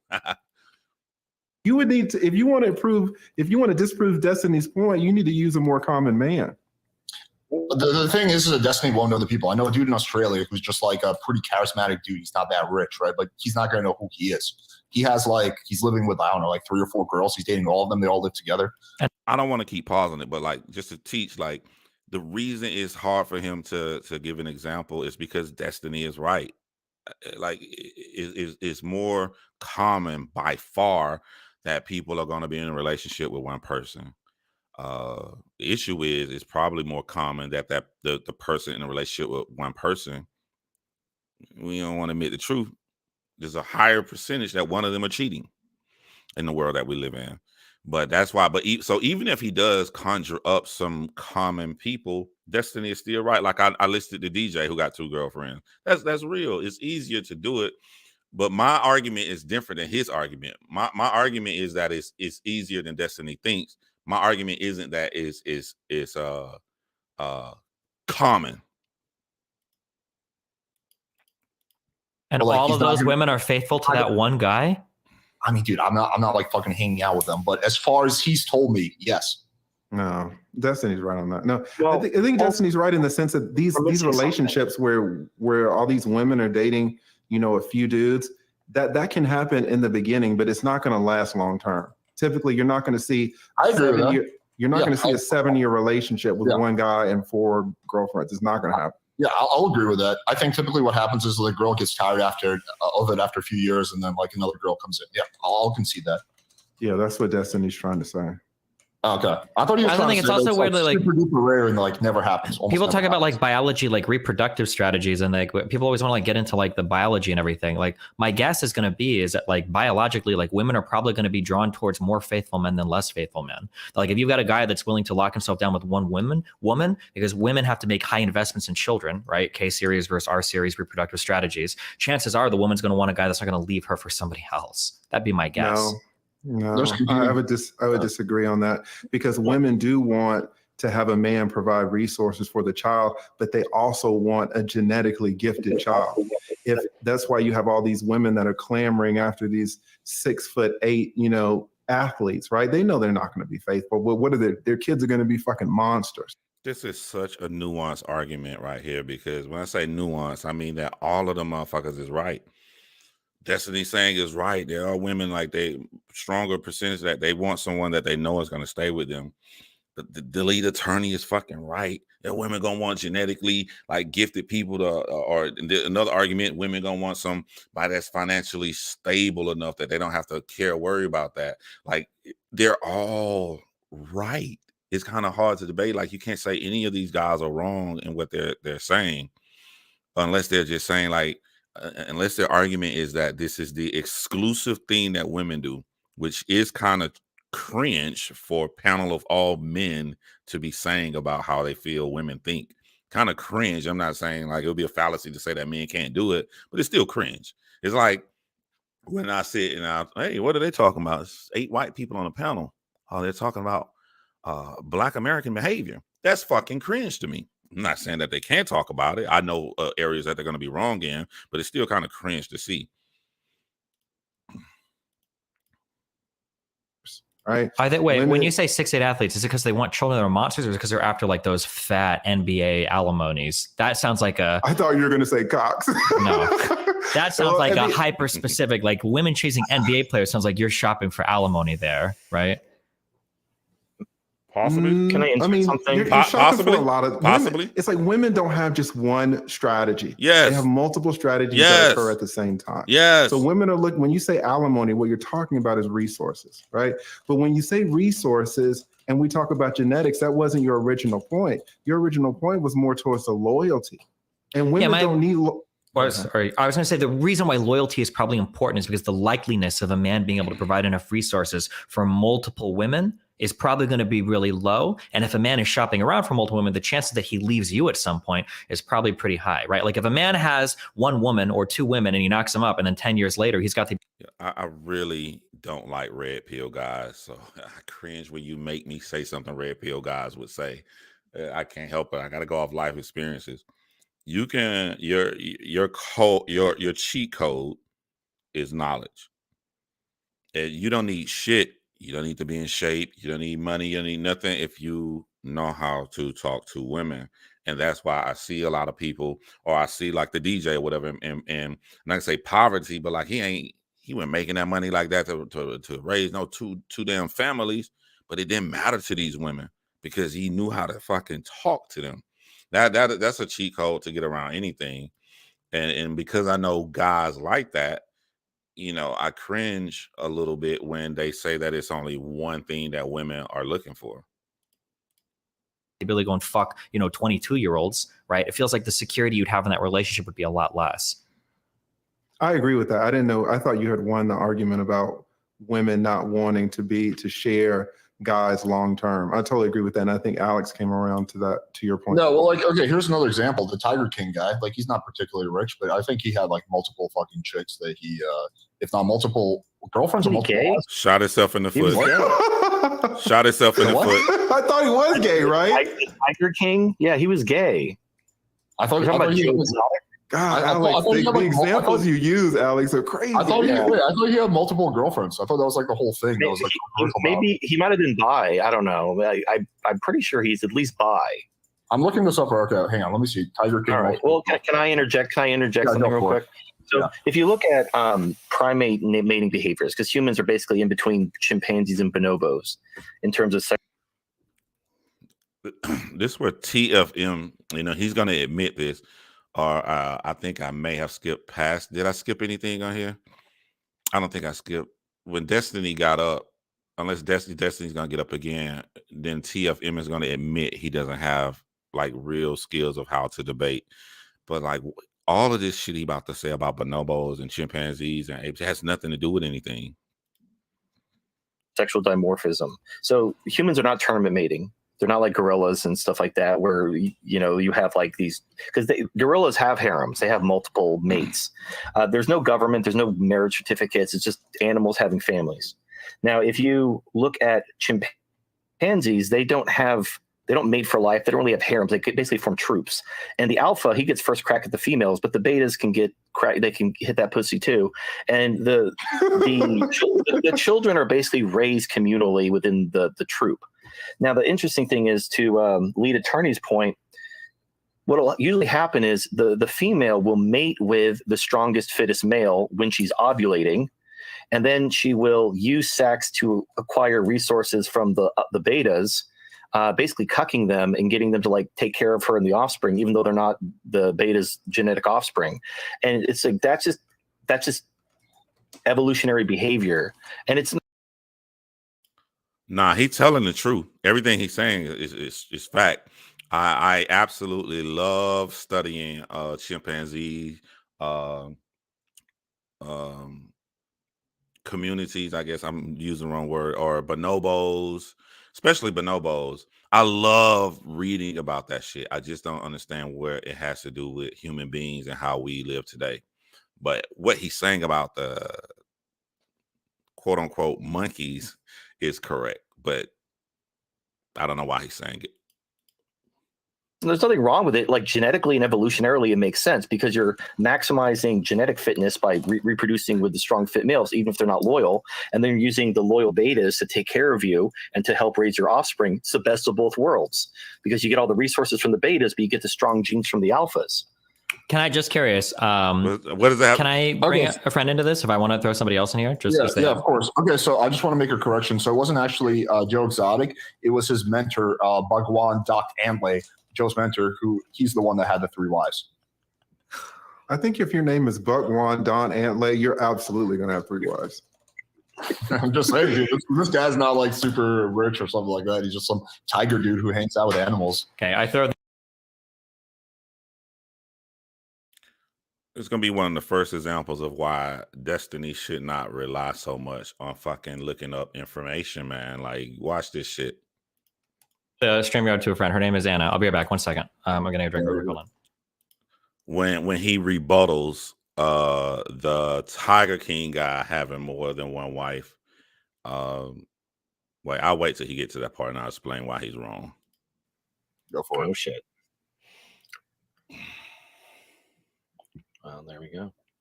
Well, yeah, I'm not. Oh, is it? Does Anna have a YouTube channel, or she just comes on panel? Like, does she have a channel on YouTube where she discuss her extremist ideas? This is why I don't like debates.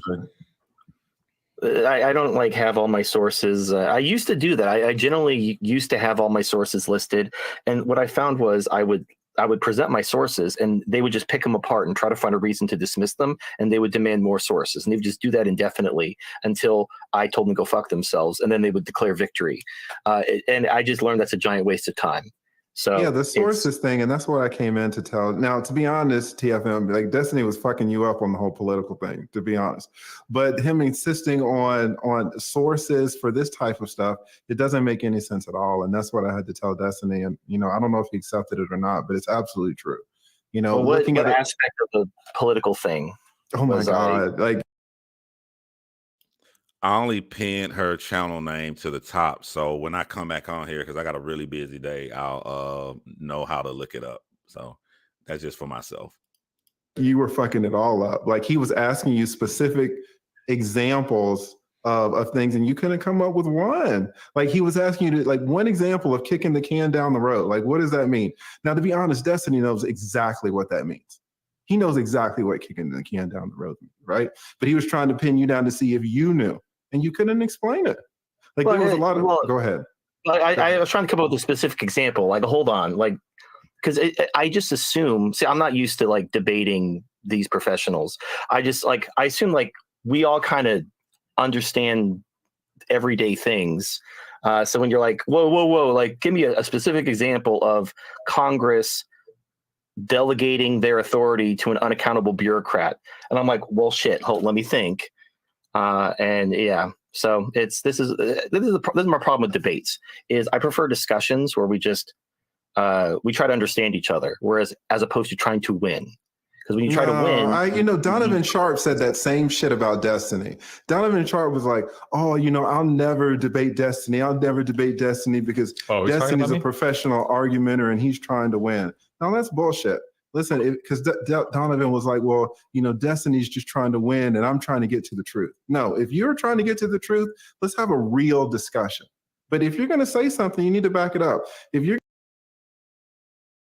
He's absolutely right. But you can have both. You have a discussion, and inside of those discussions, when you guys are talking, you believe something to be fact, the other person does not, then that's where the debate begins inside of the discussion. And he's right. Even when you are having a discussion, you have the burden to try to prove that what you're saying is correct. You don't have to take on how somebody else feels. I could talk to Destiny, and Destiny can feel like he's having a debate. I can feel like I'm having a discussion. I don't have to feel like I'm debating, dude. I do have the burden to prove that what I'm saying as fact. I have to show examples. I have to show why I feel the way I feel, be it I'm pulling up statistics and studies or anything. I have to have some kind of supporting statements, even inside of this discussion. You're going to say that a politician is going to kick the can down the road. You need to explain what you mean. It's not like everybody's going to assume what you mean, because actually assumptions are a huge cause of people not coming to agreement because people don't understand other people's underlying assumptions. Right. Well, and that's the thing. Like, I was caught off guard because I just did assume I had to define my terms to that granularity. I mean, kicking the can down the road is not super granular, to be honest. No, I was Right. Well, I'm being way too informal, and that's This, by the way, this is the guy who had 3 wives. So we got this fine-looking gentleman. I guess there's something high value about a man who fondles tigers. Well, it's about the lifestyle you can provide. You know, obviously he has access to these exotic animals. Maybe these women were super into that lifestyle, and the price they had to pay to have access to that lifestyle necessitated them tripling up on a guy.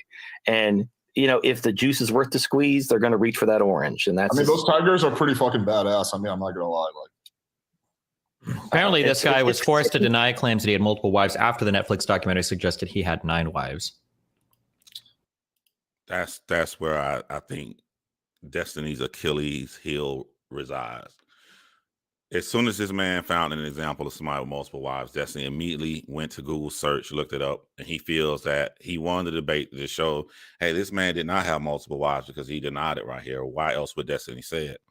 And as soon as I heard Destiny say that, I'm like, if fucking polygamy is illegal in America and this dude realizes, oh shit, I'm on a fucking Netflix documentary that is the #1 documentary on Netflix for that entire year, one of the biggest documentaries Netflix came out with of all time, announcing and showing my multiple wives, I probably should not go into an interview and admit that I have multiple wives. Also, #2, when you look at the show Sister Wives, he was only legally married to his first wife. He had other multiple wives, but why? Because it's illegal. So like Destiny is presenting this evidence that he found to show like this guy lied. He didn't have multiple wives. That evidence that Destiny found does not show that the guy lied and doesn't have multiple fucking wives. He could be lying and does have multiple wives and doesn't want to admit it because he doesn't want to go to jail or lose a lifestyle that he had with those wives. That's why you got to be careful just by reading some shit and assuming that that's fact. I think the correct number is 3. Well, there he goes. Well, speaking to People magazine, Doc denied the accusations, insisting he had not married since his wife died 25 years ago. The 60-year-old animal trainer said, "I'm not married. My wife died 25 years ago in a car crash here in Myrtle Beach. I've never been married since." But yeah. But it wouldn't be surprising after like the massive public backlash, he just didn't want to eat and he denied it. Well, you also have meretricious relationships where you have some living girlfriends, and and then the courts can still declare you married even if you don't have the paperwork. It's whatever. You cannot have multiple legal marriages in the United States if polygamy is illegal. So when these dudes say, like, these are my 4 wives, you're presenting them, these are my 4 wives. No, not on fucking paper, but you're not arguing what's on paper. You're arguing, can a man be successful at having open relationships with multiple fucking women? So you're like moving the goalposts. You're not why would you find something that's illegal, man? That doesn't prove your point. The dude on the fucking documentary, what he said, these my wives. What did the women say? We his wives. Fuck, you need to look up after that for, man. It's not even a major point that was really important. Well, let's see what Annalisa has to say since she's the new caller. Hi guys. Wait. How are you doing? Hold on, I'm sorry. Lead attorney is here. Sorry, her Before voice. we hop, I always like rag on people that make these other points about like the harems and shit, but since lead attorney's here, you can tell me if you agree or disagree, and then Anna, you can do your thing, okay? The reason why I usually push back when people bring up this like harem stuff is because I feel like it paints this incredibly dire and bleak situation of dating across the United States. The idea that if you're a normal guy and you're not making $500,000, you're fucked. You're never going to find a woman. Every woman you find is going to leave you for another man. Your whole life, your whole value is tied into dollars. But I feel like there are a lot of reasons why marriages fail. There's a lot of reasons why marriages work. I think there are a lot of ways that a man can improve himself to make him a better candidate to be married. It doesn't necessarily tie into his paycheck. That depending on the type of one you go after, that might be a threat at some point, but that you can find people, both of you can earn some amount of money. You could earn less, you could earn a little bit more, but you can build like happy, healthy, strong relationships that will work and stand the test of time. You don't have to be earning $500,000 a year to keep your relationship safe. That's usually why I push back against that. You can tell me if you agree or disagree on that for Alex and the lead attorney. Yeah, that's the only reason why I push back against that. Like, so I guess this is an efficiency argument, right? Destiny is right. There seems to be this, especially in the red pill community, this new wave or saying like the only way you're going to get these women is to make a lot of money, which is absolutely not true. So people are having different ways. They want to help guys out who don't know how to get women and who don't have that much money. So I guess the subjectiveness, it would be red pill guys are trying to say, just make this money, you get all the women you want. And Destiny wants to fight back against that. I just think that'd be easier if you just taught guys how to talk to women. Just teach guys how to talk to women. And also, I do think that there's an issue, especially with the invention of dating apps and stuff, that people have a higher expectation. That you swipe away on people you would not swipe away from it had you met them in real life, because it gives you the false impression that you have all these endless options. So but yeah, I do agree with Destiny that like there is a big wave to push and try to make men feel like they can't do anything or get women if they don't have that much money, which is not true. All you gotta do is know how to talk, man. Generalization of how the relationships work. Yeah, let me just quickly respond to that. I think you know me well enough to know that's like completely not position. I don't believe in any of this doomer shit. I think the average guy can actually do pretty well. This is why I teach game and pickup and all that. And I actually don't think it primarily, I think money is a factor, but I think it also has to do with status. It all has to do with game, your charisma, and all that factors. Like, for example, this Tiger guy, he's not particularly rich, but I'm sure he's probably pretty fucking charismatic and, you know, ballsy because he's able to play with tigers and whatnot. So, yeah, so I don't think A necessarily equals B. I think just because there's a small percentage of guys who have this kind of harem type of thing because they have, for whatever reason, they're in a unique position, I don't think that means the average guy's fucked, right? That is, those two things don't have to equal each other. I like that point, Alex. I agree with you there. Well, I guess that would be confusing for me, because if on the one hand, you're saying that there's. Come on, John. You have all the game in the world. You have a better chance of getting a woman if you have resources. You have a better chance if you have resources versus having no resources. I'm saying 5K, but a man making 10K a year. Nah. Like Dirk, too many. Like, I'm confused on like what are we talking about here? I'm saying if that man has 10K and he learns how to talk to women, he still would be able to get a woman. You can be homeless on this like street and you can get women. I'm saying that's possible. Like, what you say in your confidence. Also, mine came from just learning women, from talking to women, from seeing what women value, seeing what women want. It didn't come from like I'm this amazingly good looking guy or I've been in these amazingly great positions in life. You know, I've been around my friends, and as soon as they walk up on a group of women, the women went to my friends before me. They thought they liked the way my friends look better than they like the way that I look. But by the end of that conversation, whatever, I had multiple options of women I can choose from just because I knew how to talk to women. A lot of times, dudes who I learned from watching reality dating shows, a lot of the so-called players or attractive guys, because they never have to use it, they aren't that. Their game is pretty fucking weak. But I'm not debating that having more resources would not help you out. That would be foolish. Absolutely, having more resources will help you out. I'm not saying that there's not. I'm saying that, as I stated earlier, there's a cheat code, and that cheat code is if you know how to talk to women, you don't have to try to get 500,000 a fucking year, nothing. Any truth to it? Like, I guess to what degree do you believe that that's what and I also think it's interesting that you guys are speaking on behalf of women and what women want. That's really weird to me.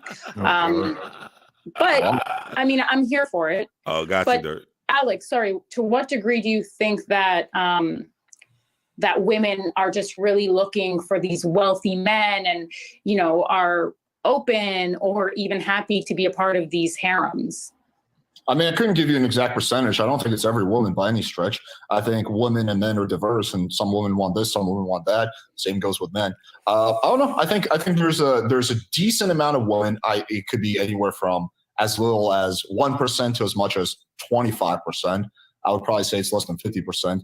That are, you know, that kind of want, you know, a guy who's significantly more successful than them.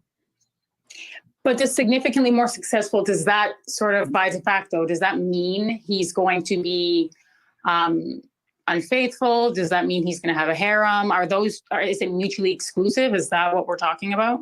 No, they're not mutually exclusive, but I think there's a significant portion of women out there who will be part of a harem if they like the guy. Now, for whatever reason, maybe because he has really, really good game, he's really charming, maybe because he's a really good musician, or maybe because he's really... So far, y'all tell me if y'all disagree. The argument right now is just a couple words. He said a significant amount. That's the whole argument. The argument isn't it can't happen. She's asking him. He's saying, yeah, it can happen. So that's the argument. What does significant amount mean to you having money and being able to, how many women would be willing to go to this guy knowing that he's going to have other women? Am I wrong? I'm trying to, because I have to clarify what the argument is before I can lend my opinion. A successful celebrity offers them a really cool lifestyle. So I do think there's going to be a significant percentage of women that will do that. Doesn't mean the guy's unfaithful. Usually those guys are actually really upfront. They're like, yeah, this is what I want. I'm not going to be exclusive to you, blah, blah, blah. Okay, so this is where Destiny and I agree, of course, but I think it's a little bit First of all, I don't think that, and actually I know that women don't want that by and large. I'm sure you have a very small, a very tiny, marginal segment of the population who would. From him saying a significant amount, and then Anna saying, I know that women don't. There can't be a winner to this debate because it's just going to be all subjective. She can't prove that she knows for a fact, and he can't show a significant amount of numbers. So I just look at this just as a conversation. I want them to get to the welfare part.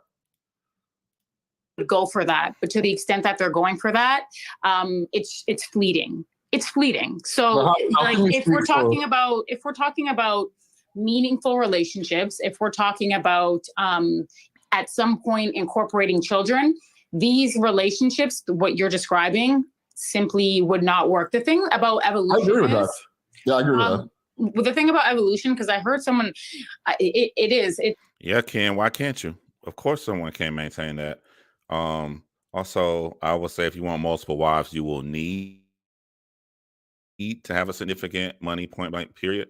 I would disagree with the word need. Even if you looked at the show Sister Wives, I watched that entire show. They were struggling financially, which was crazy to me. How you have 4 fucking adults struggling financially while they had 1 trillion fucking kids?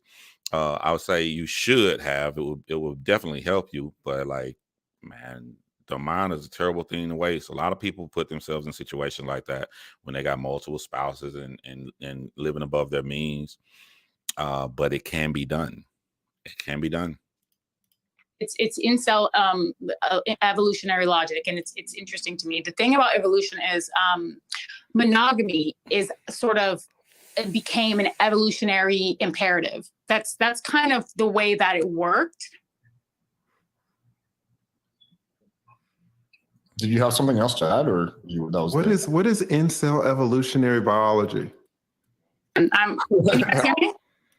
I've heard of incel evolutionary psychology. I've never in my life heard of incel evolutionary biology.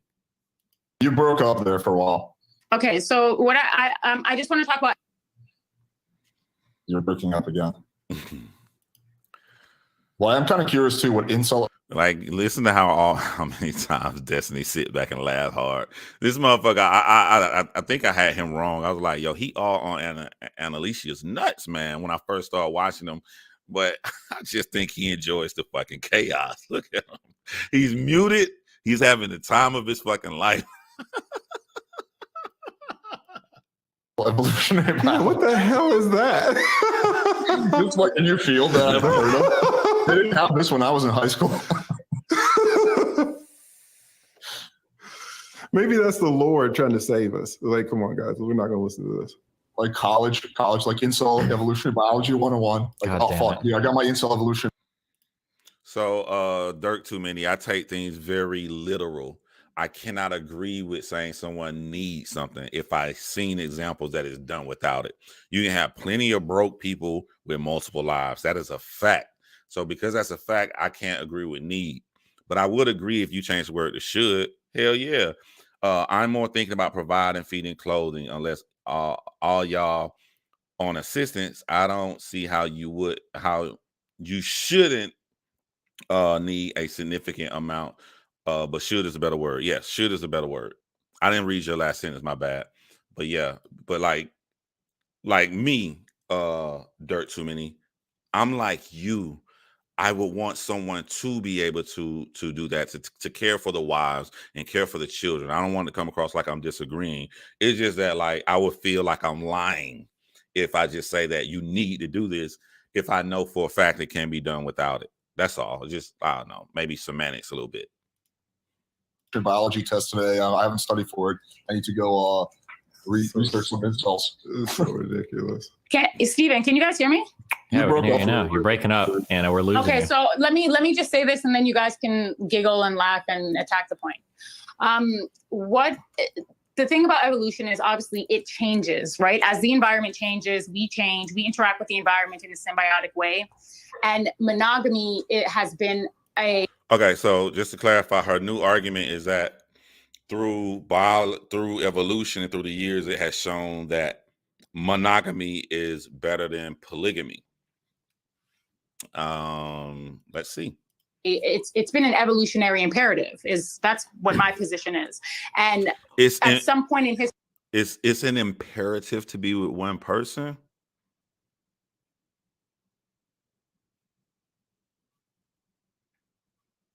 I don't know how I feel about that. Hold on, y'all. I'm gonna let her talk. We've realized that you need two people, to ensure the survival of our offspring. Two people are needed, and you're needed long term. And so, because of that, monogamy has been it's been adopted in the Western world, and most of the world, I would say. Stephen pointed to 1% or less.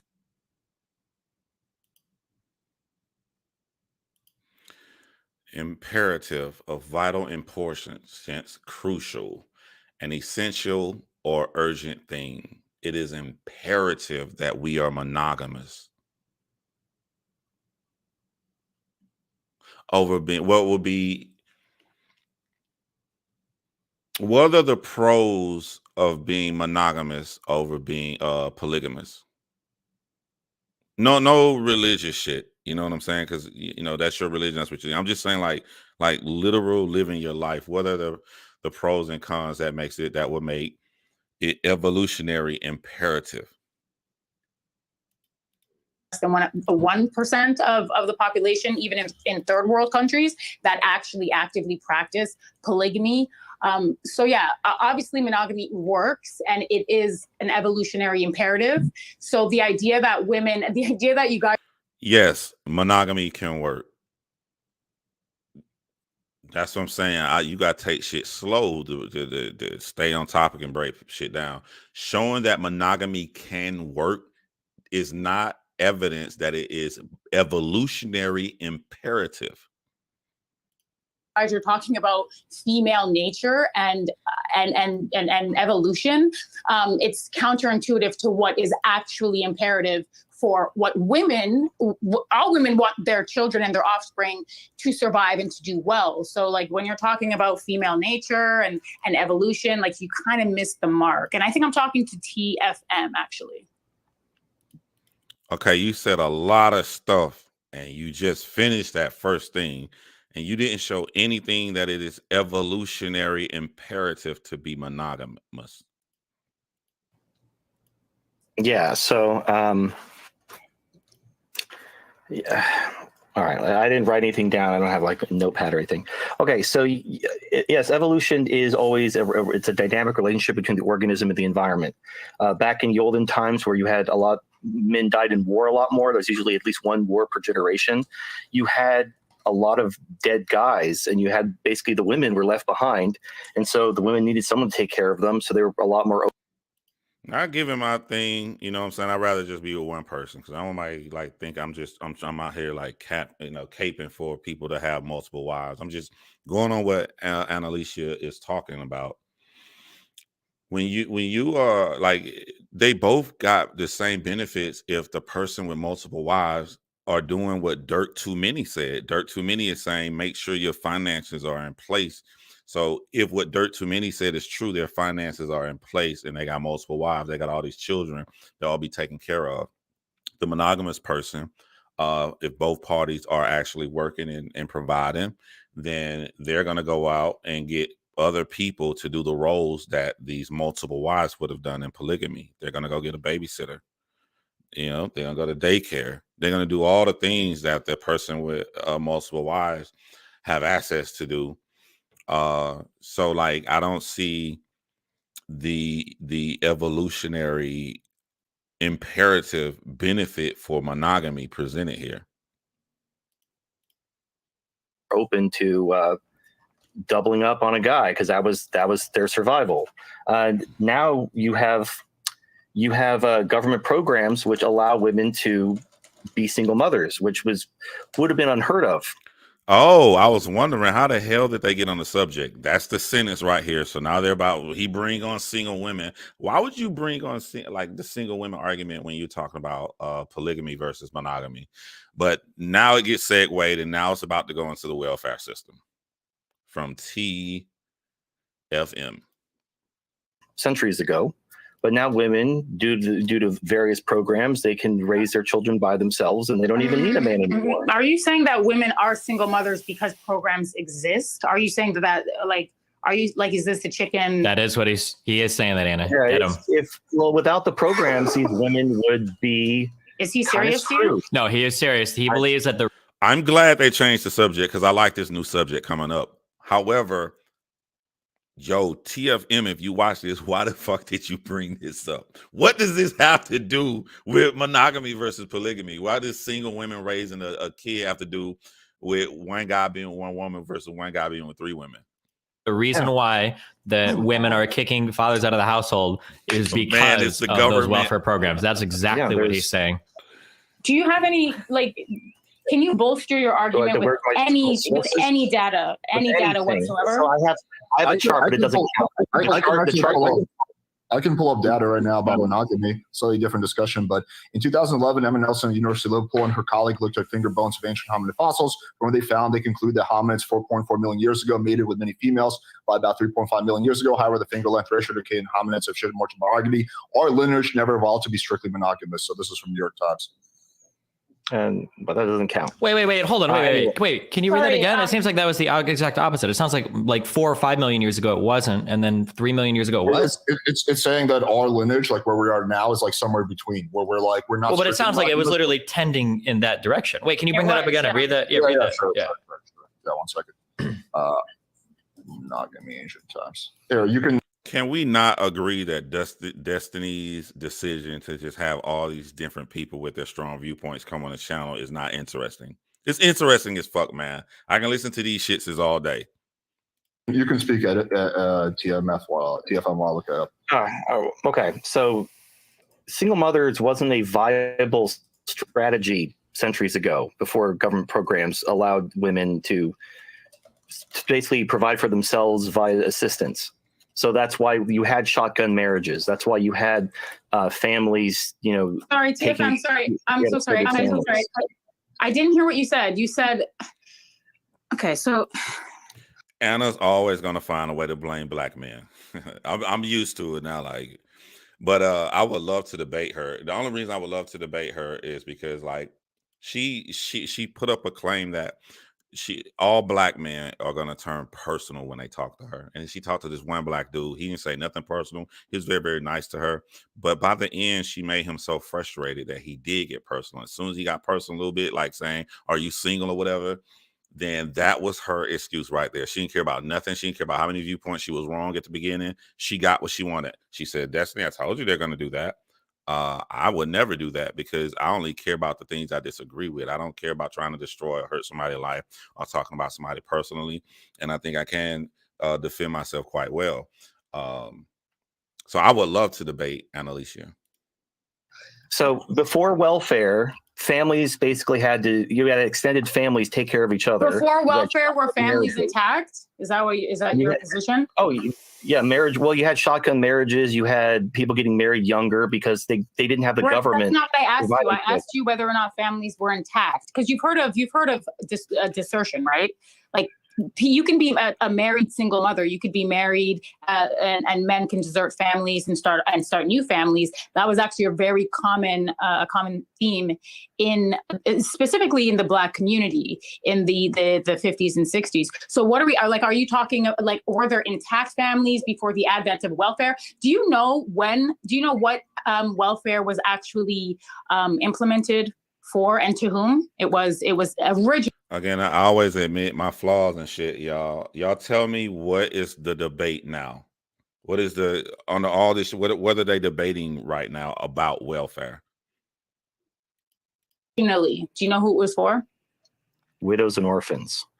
Right. So do you see how maybe your argument doesn't really? Maybe you're holding it together with like bubblegum and strings.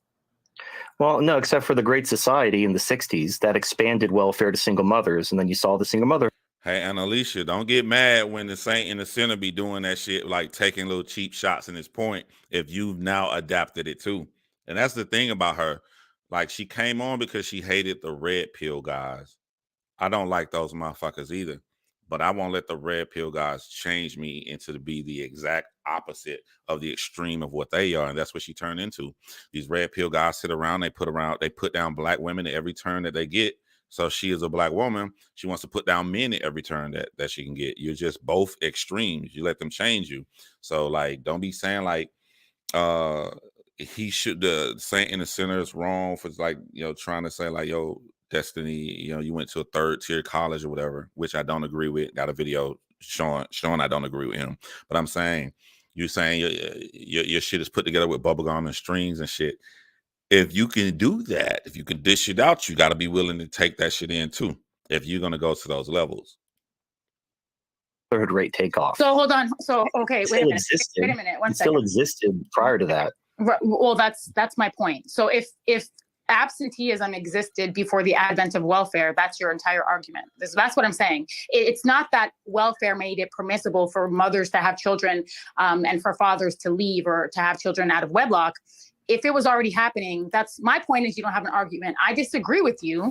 I think that it's a cause and effect relationship. I know for a fact that Black men specifically were getting welfare before any group, actually, because they were just because of the rates of unemployment, because they were so far down the socioeconomic strata. I want her to show proof that Black men at the beginning of welfare got it more than anybody else. I want proof showing me that a lot of Black men didn't have jobs at this time at the beginning of welfare does not show me that Black men was getting more welfare than anything. It doesn't even show me Black men were getting welfare at all. If I take her word as true, that she offered no evidence for, if I take that as truth, then the only thing I know from her statement is that they didn't have a job.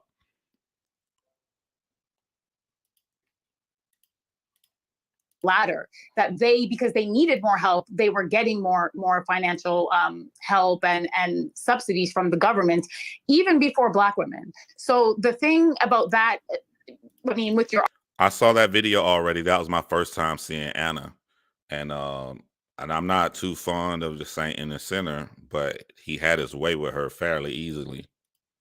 Argument is it doesn't really make sense. If you're going to say that welfare made it okay to be a single mother, I would argue that single mothers had no choice but to rely on welfare because the men were deserting them and or not providing for their children. If you think in your mind that having a man provide for your family and be there in the home, which we know statistically that's another thing too about like growing up in the hood and shit. Like, why is it that when a Black woman is single, the narrative is 100% exclusive to the Black man ran out and left? I see all kind of shit I see black men run out and leave. I see black women throw a man out. I see black women keep a man from seeing their child. I've never once seen a debate on Destiny's panel where he talked about like men not being able to see their kids and women using their child as a weapon against the men. I never see that shit on any of these panels, I guess because there's no chart that someone will be honest enough, Destiny, to admit during some fucking survey, yeah, I don't let my kids see their dad, and I tell them that their dad is a piece of shit. I don't see nobody answering that truthfully. So then Destiny has no data to show this information, so therefore they don't speak about these things. Also, what I see in the hood, I see that a man does give a woman money, especially if you're not going through the system. You just pay child support to somebody. But since it's not showing this, so there's two parents that are giving money for the kid, but the woman is registered as single, so she still gets all of the welfare benefits with both parents there in the child's life. Something else you wouldn't have data on, Destiny, because people wouldn't be truthful in this scenario. That's why I'm saying you can't just only rely on these paperwork. You see these people having streams about black fucking people, and they just go, Google this. Shit is mad fucking annoying. Whenever Anna sees a single black woman, in her brain, the guy deserted and ran off. That can be true. Matter of fact, that is true in situations, but it's not exclusively true to why this woman is taking care of, has custody, the child in her custody. Creates the best socioeconomic and psychological and emotional outcomes. If you think that people are actively choosing to shirk that, or to like, if you think that women are choosing even welfare, was you're still living and operating at the level of poverty. So you're saying that women are consciously choosing that over men who are able to provide. You don't think it's more possible that men simply weren't there or providing, and so they had no choice? I was just so that they could survive. Is that your argument? My argument is, before the welfare state started rewarding women for being single mothers, there were mechanisms like shotgun marriages, family pressure, communal pressure. Right, but we know, but sir, we already know, but we already went through this. We already said that there were single mothers before the advent of welfare. We already did that, and there actually were. So, what's his name? I'm gonna give you some advice, TFM. You admitted that you're not good at debating. You probably shouldn't do this, because what Anna has done to you, she asserted something is truth without providing you any evidence, and now she's getting you to verbally agree that what her opinion is truth. And now that she's established this is truth, you have no comeback or anything to say from this. You might need to brush up on your discussion debating skills before you go on panels like this, because you're going to let this woman dog walk you, my bruh. Marriage wasn't.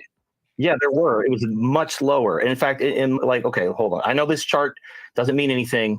I pulled it out of my ass. It's completely meaningless. Don't pay attention. Pay no attention. It's just it's making me laugh to see Destiny laugh. This nigga said, I'm gonna bring chaos on my channel and sit back and play my game and let the sparks fly.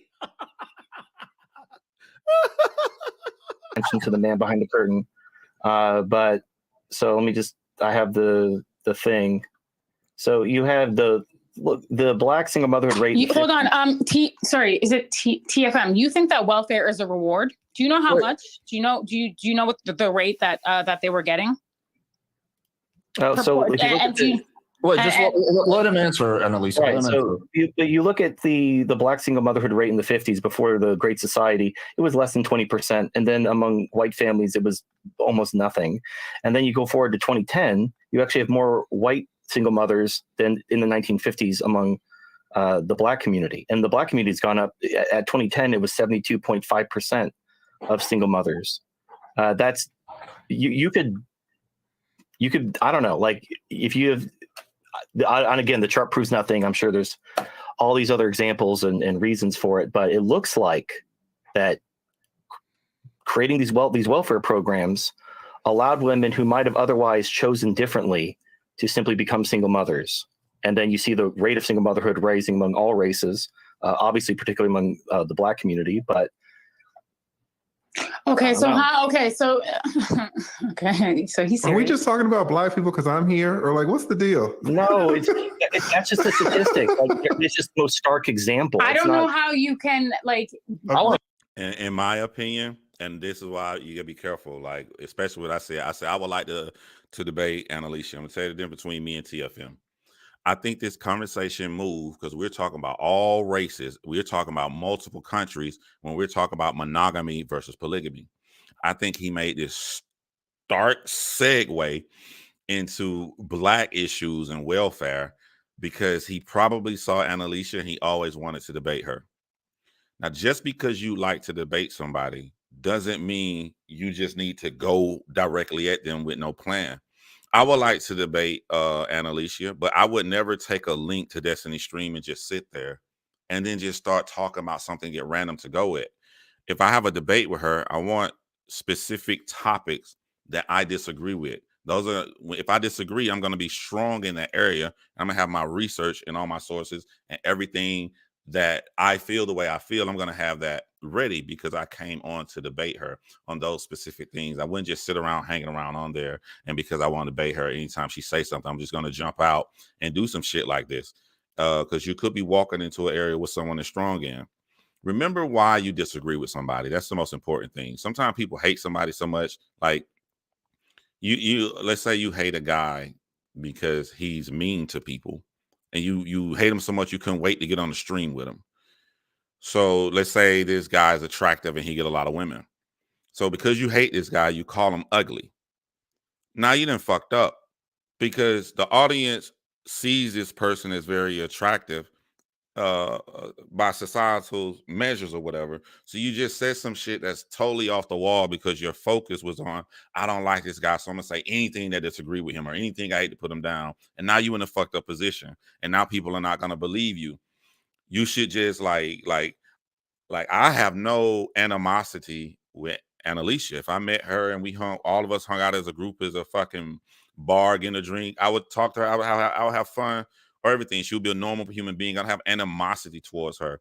I don't like viewpoints that she takes to solely blame everything on the Black American man. So I will only talk about those things if I wanted to debate her. Nothing else. I don't need to put down her life. I don't need to ask if she's single or none of that bullshit. It's just those topics. If you stay true to what you didn't like or you didn't agree with, then you won't catch yourself like that, like TFM has himself right now, because it gives off the impression or the optics that she's destroying this dude, even though she's not even saying shit. She's not showing any proof or any examples of what she's saying. When you're having these conversations, I'm sorry, unfortunately, they do have to be nuanced because these issues and everything that we're discussing, it affects different communities at different degrees. Alicia, I was just teasing, baby. I was just teasing. It was just a joke. Okay. So TFM, what do you think that chart proved? It proves that the expansion of welfare programs made certain lifestyles more viable than previous to those programs. What lifestyles? So you're talking about So- poverty. So poverty became more accessible, is what you're saying. Poverty became safer and more comfortable, and so more people. Why do you? Rather so than- okay, so poverty is safe. You think that poverty is safe? I said This is why you need to know how to defend your position. Because Annalicia is 100% wrong in what she's trying to do to this dude, and he don't know how to defend himself. Safer does not mean safe. Don't get confused with the words. Well, if something's safe and it's safer, then safer doesn't mean safer does not mean safe. Welfare, he is correct. Welfare does make things appear to be safer. I agree with him 100%. And I'll explain why I feel the way I feel.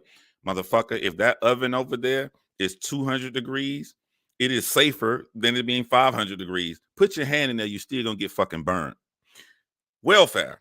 If you have this amount of money And then the government found a way to either pay for your food or give you any other kind of money. I don't give a fuck if it's $1. That $1 is better than you not having it. That's safer, but it's not safe. It's not good. You shouldn't want to be on welfare. And the welfare program doesn't give you, well, it was set up not to have you have enough money, but motherfuckers know how to manipulate the system, which definitely gonna be wrong when he come up here. But safer does not mean safe. He doesn't know how to defend his position. That it was safer and more comfortable. Safer than what? Poverty is safer than what? Before the welfare state, when you had to rely on family, extended family, church, charity. So you think that welfare is more? Is wait, Annalisa, you got to let him finish his points though. Just let him finish his points. Oh, that was my point. That was it. I'm done. So welfare is a safer social or a safer safety net than father at an intact home, a nuclear That's home. not what I said. No, it's not. Obviously, women would prefer to have the best possible option, but if they can choose, like when people have a safety net, they take more risks, and they can't. Yo, people are having 2 people in the home and getting welfare as well too. I'll explain that a little bit later. Just let them get their shit off and do things which ruin their future because they're not going to suffer immediate negative consequences like they were because there's a safety net there. That's you argue that's a good thing. You're catching the people as they fall. My and argument giving them is that argument is that it's not a safety net. It's not. They're living at the poverty. They're the most impoverished groups of people on the face of the planet. I'm telling.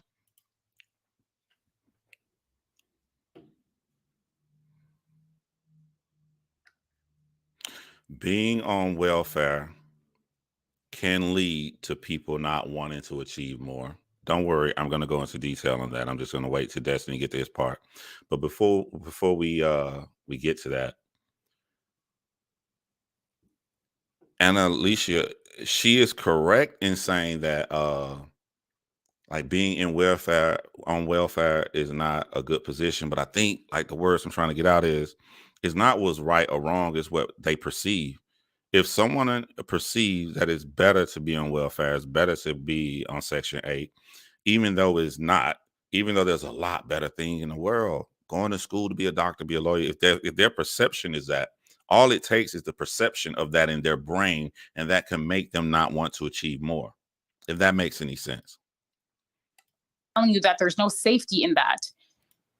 Well, the problem is we redefine poverty through relative terms as opposed to absolute terms. So it's percent. I don't know what the we're having this conversation relative to the Western world, right? So yeah, in the Western world, they're living at the poverty.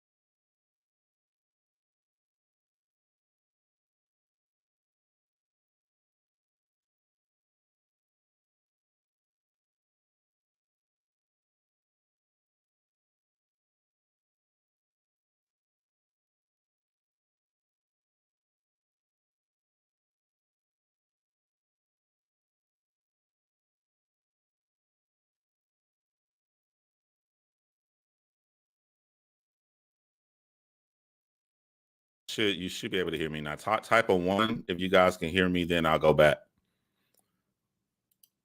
I had to switch.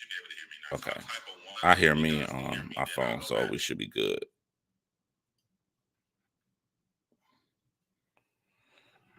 All right, I'm seeing ones come up, so I'll go back to what they were saying.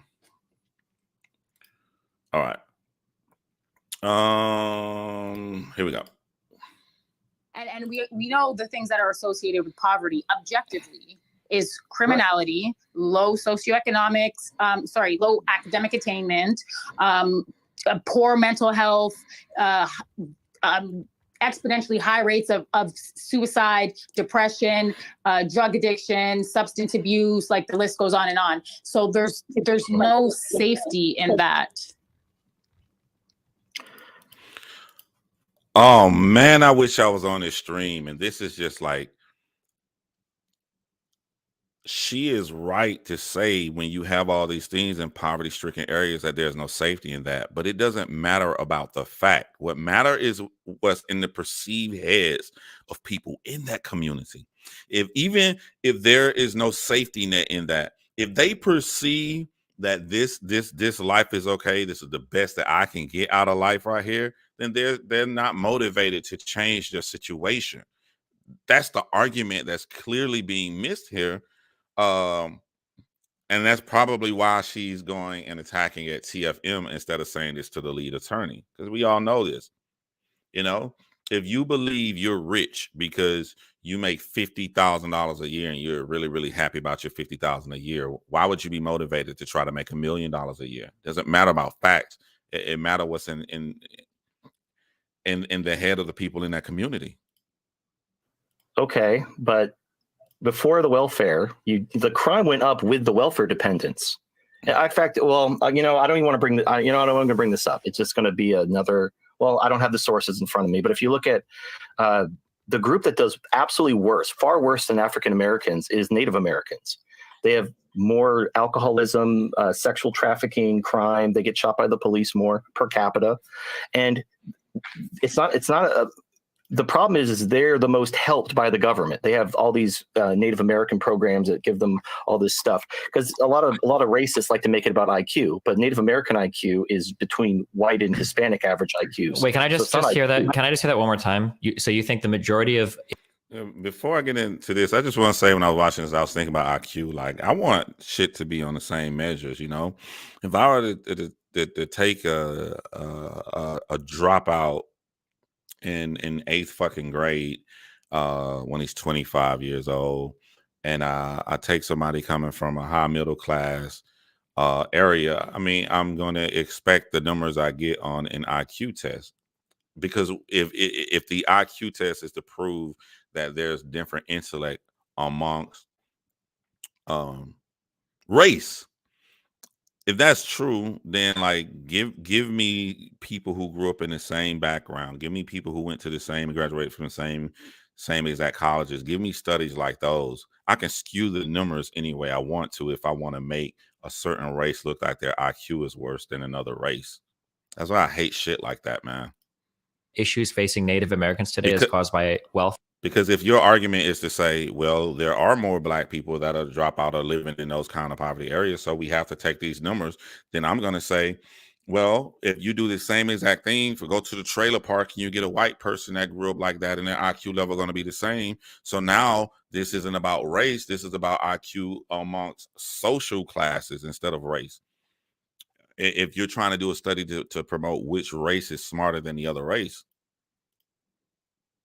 Fair. It's welfare dependence breeds a certain kind of mentality. Now there's other things. It's more nuanced. Everything's more nuanced. We're talking about living people. Oh yeah, no, but I'm just saying, like, broadly speaking, like the biggest problems facing Native Americans, the reason why they're like everything is so fucked is because of welfare. Destiny, they're welfare dependent. Okay, they have a welfare dependent mentality. I just want to hear that. That's very interesting to me. You know. Wow. So I get in debates with racists who want to say everything is about average IQ. And they bring up how like black people commit more crime and they have lower average IQs. And my response to them is to point out Native Americans who their average IQ is between whites and Hispanics. It's kind of in the middle, and yet their what their lifestyle shows in their crime and poverty and drug addiction and being shot by the police and human trafficked is the worst of any group. And if you look at things from a lens of IQ, that doesn't make sense. But if you look at it from a lens of which groups receive the most welfare, it all matches up because Native Americans have all these treaties, they get all this free stuff, and they live in. Can I just ask? Squalor. Yeah, can I ask one question here? Do you ever worry that like, so here's data that I know exists in the United States right now, right? Chances are, if you take insulin, you're way higher risk of dying of like diabetic related complications than somebody who doesn't take insulin. Do you see a problem with that statement? So yeah, because they're dependent on insulin. Therefore, the dependence on insulin is causing the diabetic problems. No. Because they have diabetes, right? Right. So like, that was an excellent point to Destiny. The only issue I have with that point is he kind of contradicts himself earlier when he's debating the lead attorney, when the lead attorney are telling you that like you can't solely rely on data. You know what I'm saying? Like he proved that guy wrong, but he also hurt himself. Like my guess is going to be that, like, of course, like welfare dependent communities are going to have more problems than non-welfare dependent communities. But might it be we're putting the cart before the horse? Could it be because those communities are like really fucked up? Now, Native Americans have, you know, it's been a long time since I watched Pocahontas, but I know they had a lot of problems in the United States historically that maybe played into things, and it's not just welfare ruining those communities. That's just a guess, though. I'm just throwing that out there. But sorry, go ahead. You guys continue. I like the sarcasm. There actually are different tribes, and some tribes, because they've intermarried with white people too much, they're not recognized by the state as an independent tribe. I think the Lumbees are the one that comes to mind, and they don't. Bless his little heart, he be trying. Bless TFM, bless your little heart, buddy. But you know what? Maybe this will help him. Maybe him jumping on with people like this all the time. Maybe he gonna grow and learn how to have discussion and debate. Because Lord have mercy, little child. I gotta talk to him like a black grandma. Lord have mercy, poor little child. They don't get welfare from the state, and their standards of living are much higher than their cousins over here who do have reservations and welfare and all these government programs. They live in squalor, whereas the tribes, which are basically just, you're too white, you don't get anything, they're just normal people, and they don't live in the squalor of, and they're all Native Americans. They have the same culture. I think you say, I think it might be, it's a little slippery for you to make the assertion or to use welfare as the single variable that's responsible for those outcomes. Like, because you don't know that sort of, like, unless you know the social sort of ecosystem that they're operating in, and you understand their culture, their traditions, their norms, and everything like that, it's kind of difficult for you to predicate your argument on welfare being the exclusive contributing variable. I don't think he's saying that, though. Well, I grew up in Section 8 housing. I was raised multifaceted. Well, no, hold on. To be clear, he's saying that is the single largest contributing variable. He is saying that. I am saying that it is. If it's the single largest contributing, if you isolate the variables. I disagree that it's the single largest contributing factor, but he is about to say something I'm gonna agree with that the panel's not gonna agree with, but I'll tell you why I feel the way I feel when I agree with him on this point.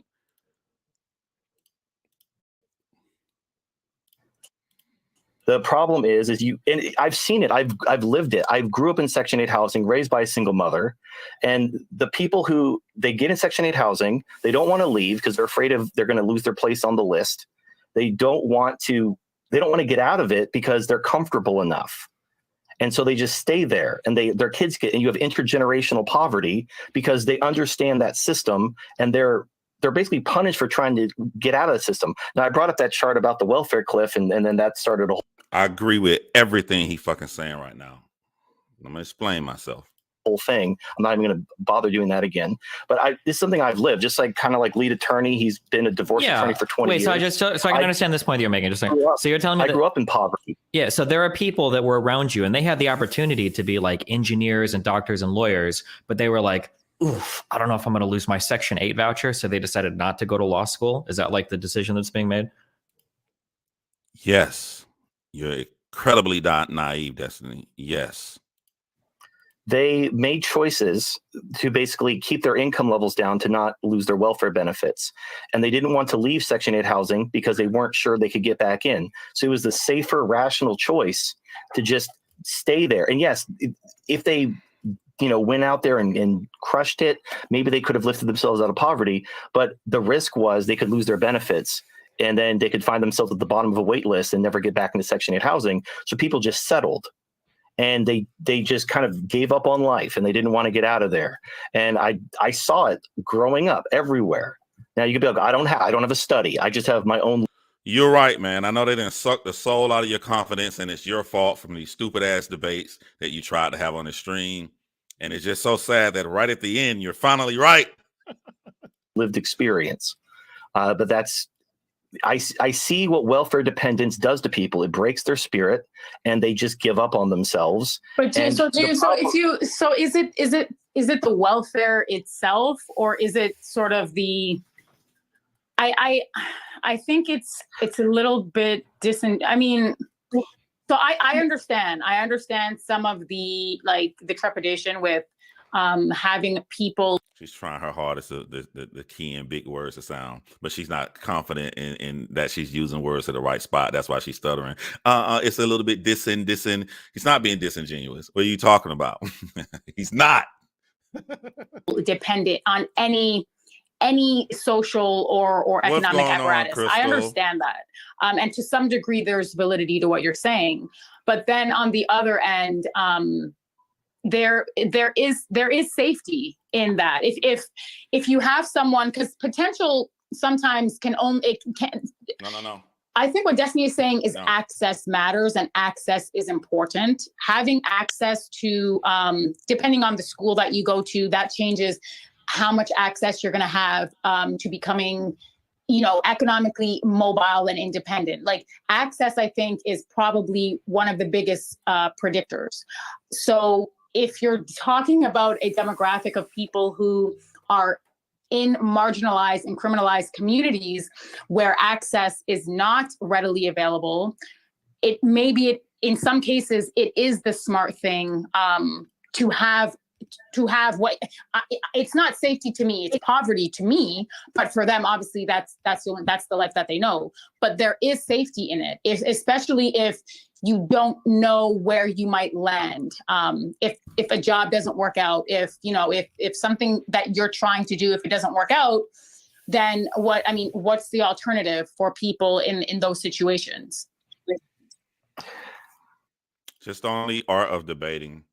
She didn't say anything to go against that guy's point. I'm just waiting for her to. None of that shit she just said went against nothing what that man just said. It sounds a little bit like she even conceded to it at the end by saying what other choice they have. But I thought she was debating that's not a factor. Well, so there's ways. There's two things I just want to bring up. This is kind of like a side rant. Destiny brought up a while ago about having the systems taper off more gradually rather than just falling off. The problem with that is to have a gradual taper, you have to basically start at a lower level so that it can take you don't want people earning six figures on welfare because that's greater than the median income. So let's say you want welfare programs to taper off to about 50K Wait, do people a year. make that? Do people make 6 figures on welfare? Wait, just look. No, but that's if you wanted a gradually tapering system, you'd have to basically start it out much lower, and that would actually hurt the poorest people. So you want to lift the poorest people up to a certain standard of living, but then if you taper it off, it's going to taper off all the way to six figures. And then you're going to have people who are incentivized to go on welfare, similar to during COVID. You were getting more, some people, not everyone, obviously, but they were basically getting a bonus to unemployment. In some cases was greater than the money they were actually earning at the job before they were laid off due to. So she tried to pit him to an argument he didn't believe, but I'm gonna say how he's wrong. What he's trying to say is, okay, if we taper them off, in order to taper somebody off, he feels you have to start higher, and then you got to be higher to go lower. That's not true. Wherever they are now, you can just start right there and taper someone off. So that's not true. But she's also wrong to pit him to an argument to say that. Make it look like he's saying that they make so much money off welfare right now. That's not what he was saying. to COVID. Well, let's They say were getting more money what if than anything. And when the COVID restrictions were lifted, they didn't want to go back to work because they were getting paid more to not work. It was only when that program was over and they had to go. Facts. Everything he's saying, facts. And this is where I'm going to come in and give my opinion on all of it after Destiny just looks incredibly naive on this point. Get a job, that they finally went starting to look for a job. There were periods people were calling into my show, and they were getting all these offers for free training and all this stuff. They were like changing careers because there was such a huge labor crunch. And then once the program ended, all of a sudden everyone was like desperately trying to look for a job, but they were milking this as long as they could because it's rational for them to do so. They were better off sitting on welfare than getting a job. So we have 2 years of data due to COVID about when you create a program which pays people to not work, they choose the path of least resistance. Facts. So in some ways, this can be right. But the unemployment thing you bring up is not true. There were a lot of Republican governors that opted to end that unemployment insurance early to see if it would boost their labor force participation rate. And I don't think it did in a single Republican state. So I don't think there was data showing that expanded UI was preventing laborers from returning to the workforce. I think that we just had a lot of people actually drop out of the economy when the COVID stuff happened. Probably old boomers and stuff that were like, okay, I'm done working. I'm not going back. To the first point. To the second thing, I don't think that people are choosing to remain in welfare if they had other opportunities available to them. There's a phenomenon called my dude, this is how data be fucking you up, Destiny, man. You're incredibly naive on the point, bro. Yo, when Kanye West came out and said this stuff about the Jews, a lot of people were surprised at how many Black Americans rock with Kanye West. I don't agree. I have a whole video showing that I disagree with Kanye West in great detail. But I'm just telling you the truth about Black Americans. A lot of them agreed with Kanye West. The reason a lot of people were shocked because this is some shit that Black Americans don't talk about to y'all. This is all behind closed door shit. Like a lot of ethnicity got their behind the closed door shit, or like how Black Americans were shocked at how many people voted for Trump and making the jokes. Like I said at the beginning, I'm like, ah, damn, man, white people all smiling and saying this stuff, winning that booth, and a lot of people are shocked. So I'm using that as an example, Destiny. You're naive, bro. Do you know how many motherfucking people was talking in private to their like kind saying, I got dead ass fucking family members that's like, laughing. The fuck, I'm gonna go back to work for you. Man, I ain't gotta go to work. I'm gonna get $600 every goddamn week. And they straight up saying word for word opposite of what you saying. They straight up saying I'm making more money on this COVID shit. But hell no, I'm finna chill. Do you know how much that shit was going on, Destiny? Bruh, you're totally removed because you're a slave to these fucking numbers, man. That's why I say, when you want to make change in America, yes, you can look at some fucking numbers and shit, but you got to be trusted enough to go into these communities to see exactly what's going on, because these motherfuckers gonna lie to you. They're gonna lie to you, Destiny. You know how many fucking, like, I was so sad growing up in the 90s because my mom didn't have shit and all my cousins had every goddamn thing. I used to spend the night at my auntie house because I only saw whipped cream on TV. She had whipped cream, Destiny. Nigga, it's hard to get ice cream in the hood. She had whipped cream on top of that. You know how she had it, Destiny? EBT. Welfare. My aunts that didn't work had their fridge full. They had a nice ass house. I'm a little kid. How they get this nice 3-bedroom house? We can't afford shit over here because my mom had a job. My mom had a low paying job. My mom ain't never get no fucking welfare, and we was dirt fucking poor because she was trying to do the right thing, as such as he said earlier, where it's sort of like they punish you for it. But all the people who rely on the system and rely on welfare, they was in good. And when they wanted extra money, you know what they did? Destiny, they went and sold their EBT card to get money for it. This was a normal thing in the hood growing up. They thrive on welfare.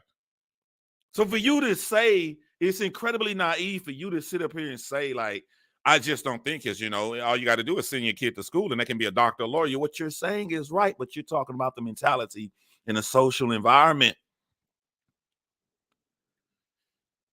Yeah, they had steak, lobsters. I ain't have this shit. I want to spend the night over my cousin's house.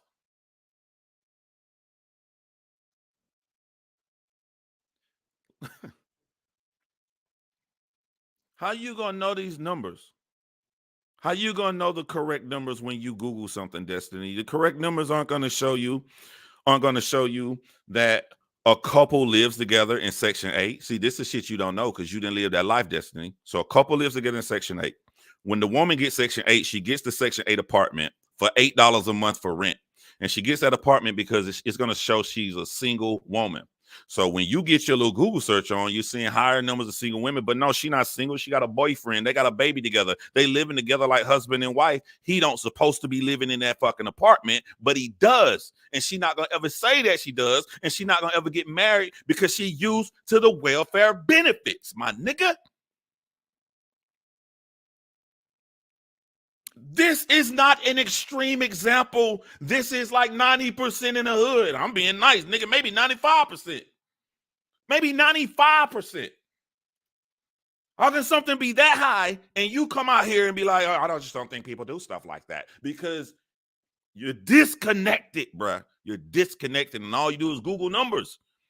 It's not going to be real. These people are not going to take a survey and tell you the fucking truth because they want to keep that shit. But when you inside and you grow up in that world, you know the fucking truth, Destiny.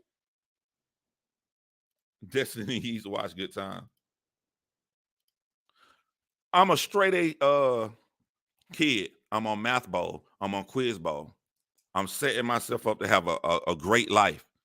But it always goes back to human beings want to be like other people in their social, their environment, bruh. They want to be like that. So, you know, I felt bad. I felt bad that I was scared and my friends would go steal a car.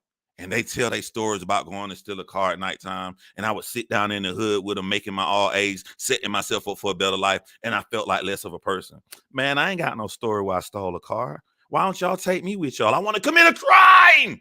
Making all A's because of the environment that I'm in. That's why shit never changes. Human beings, black, white, I don't give a fuck what you are. You want to be like the people in the environment that you're in. That's just how Homo sapiens are as social animals.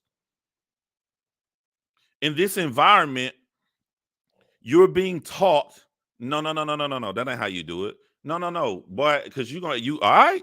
That person down there with this apartment paying $500 a month in the 90s, which was a lot of money in the hood. So that's crazy, a lot of money for rent back then. To us poor people, they paying $500. You know, don't get that job. No. This is what you do to work the system. I'm a teacher. I remember I got mad at my mom and I had a conversation. I'm like 9 years old having a conversation with my mom because I just hated being so fucking poor and I hated her struggling. And I'm just like, well, why don't you quit your job then? Because I wanted to be like my cousins and with the whipped cream, Destiny. I wanted the fucking whipped cream. And the way that I saw to get the whipped cream is to do what my aunts and all of them doing and fucking get over on the goddamn system. That's what you're being taught. That's what you're being taught. You're completely disconnected, bruh, because you just hit a Google search and rely on numbers. You don't know what the fuck going on inside the hood.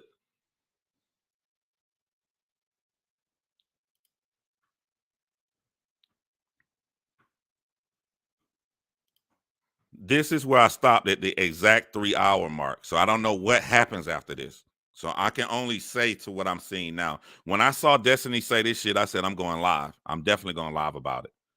Because I saw the Achilles heel and how he relies so much on analytical data. And that's the only thing he views the world from, when that's not how the world works. So I don't know if the leader tournament comes in. I have no idea. I literally stopped right here and came over here to go live. But I'm telling you, you see the black people on my stream, Destiny agreeing, this is how it works in the hood. They are literally relying on welfare. And because we're social animals, even if children, even me at 9 years old, I didn't want my mom to try to make it. I didn't want her to try to. The thought didn't even occur to me. Hey, mommy, go back to school so you can become like a registered nurse or CNA. Just make a little bit more money. Nah, the thing was like, make less money and get this motherfucking whipped cream. So while me being an extreme example of someone intelligent enough that make all A's on the Math Bowl and Quiz Bowl, of course I would turn out different. But my siblings, my cousins, everybody on my generation, what do you think they are? What do you think they are? They dropped out of school, bruh. They relying on the system, bruh. They are doing exactly what you expect human beings to do. They're growing up being the same way as the people before them was in that environment. The same as if you have some rich person that graduated from Yale or graduated from Harvard and get married and have a family. There's a high chance you're going to have kids that are going to go to a well-off school, because that's what human beings tend to do in the environment that they are in. Humans, not black people, not white people, not Asians, humans.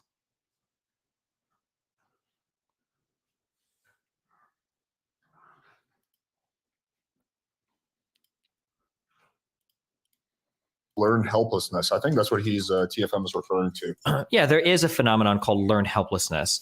But I given the opportunity to like go to school and everything and to like build a better life for your child, I don't think that I think that we have this idea that poor people navigate these welfare systems in incredibly sophisticated ways.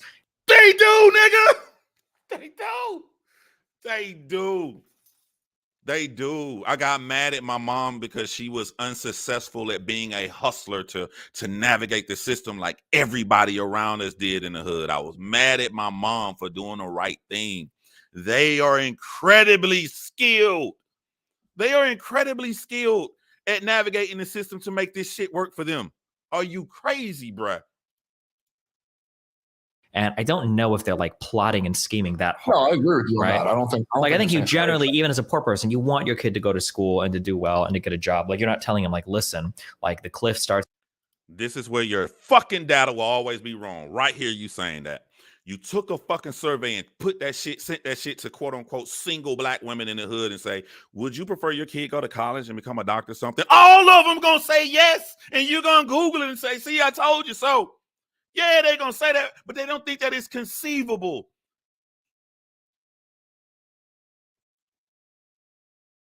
They're gonna be okay if their kid lives in the projects, get on Section 8, pay $8 a month for it, work off the government, and manipulate the system as they taught them how to. Have you lost your mind, bro? So of course you're gonna read numbers and say, this is what poor people said. Poor people said that I like that. Who wouldn't want their kid to be a fucking doctor?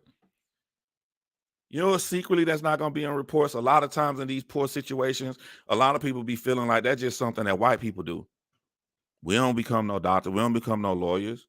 The stories being told about YDC. I remember I went to YDC. I remember I got into a fight in YDC. YDC is jail, the Youth Development Center, jail for people who are under the age of 18. I went to YDC.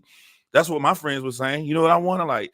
I'm scary as fuck. I don't want to go to jail, but I love to have the stories so I can talk about my friends about how I went to jail so I can be cool just like my friends. This is the shit that they're teaching you. This is the shit that you're learning inside of that environment. This is the shit you ain't gonna see on no motherfucking data or no study. Nobody gonna write this shit down, Destiny. You have to open your horizon and talk to real people that grew up there, that lived there, in order to expand your horizon. Starts at around $32,000 a year. You don't want to earn more than $44,000 because you're like, I don't think anybody's like trying to game their income like that. Because if it was, I think you'd expect to see, like that one paper pointed out, there'd be a lot more people near that cliff. Also, I don't think that having it slope off slower. First of all, almost all aid, or a lot of it, does slope off. Very rarely does it just completely drop off. Most of it slopes off, like the earned income tax credit slopes off. Having it slope off like more gradually up to like even 100K, I don't think that that's necessarily a big deal. Like we give tax cuts and tax breaks and stuff to people who are earning that much money all the time. Like one of the dumbest like tax exemptions we have in the United States is the if you do an itemized deduction, like doing like the mortgage interest you pay is like deductible off of your AGR or whatever. Like I don't know why we do that, but like there's all sorts of tax breaks we give to people that make like even more than $100,000. So I don't know if that'd be the worst thing in the world. Yeah, Destiny, I don't think it's like a malicious thing, or at least I don't know if that's what TFM is. And on to the single mother issue and just how the environment is, to give y'all a look on the inside instead of people talking about it from Google fucking chart numbers. When I'm on Quiz Bowl, when I'm on Math Bowl, I'm not even wanting to show my shirt, my Quiz Bowl shirt. Inside, I was happy I had to fight to be the co-captain. Came home, Mom, I'm co-captain of Quiz Bowl. But when you walk into the house from the bus stop, the kids they're gonna laugh at you. Nigga, this where your football jersey at, bro? Where your basketball jersey at? That shit gets you put down.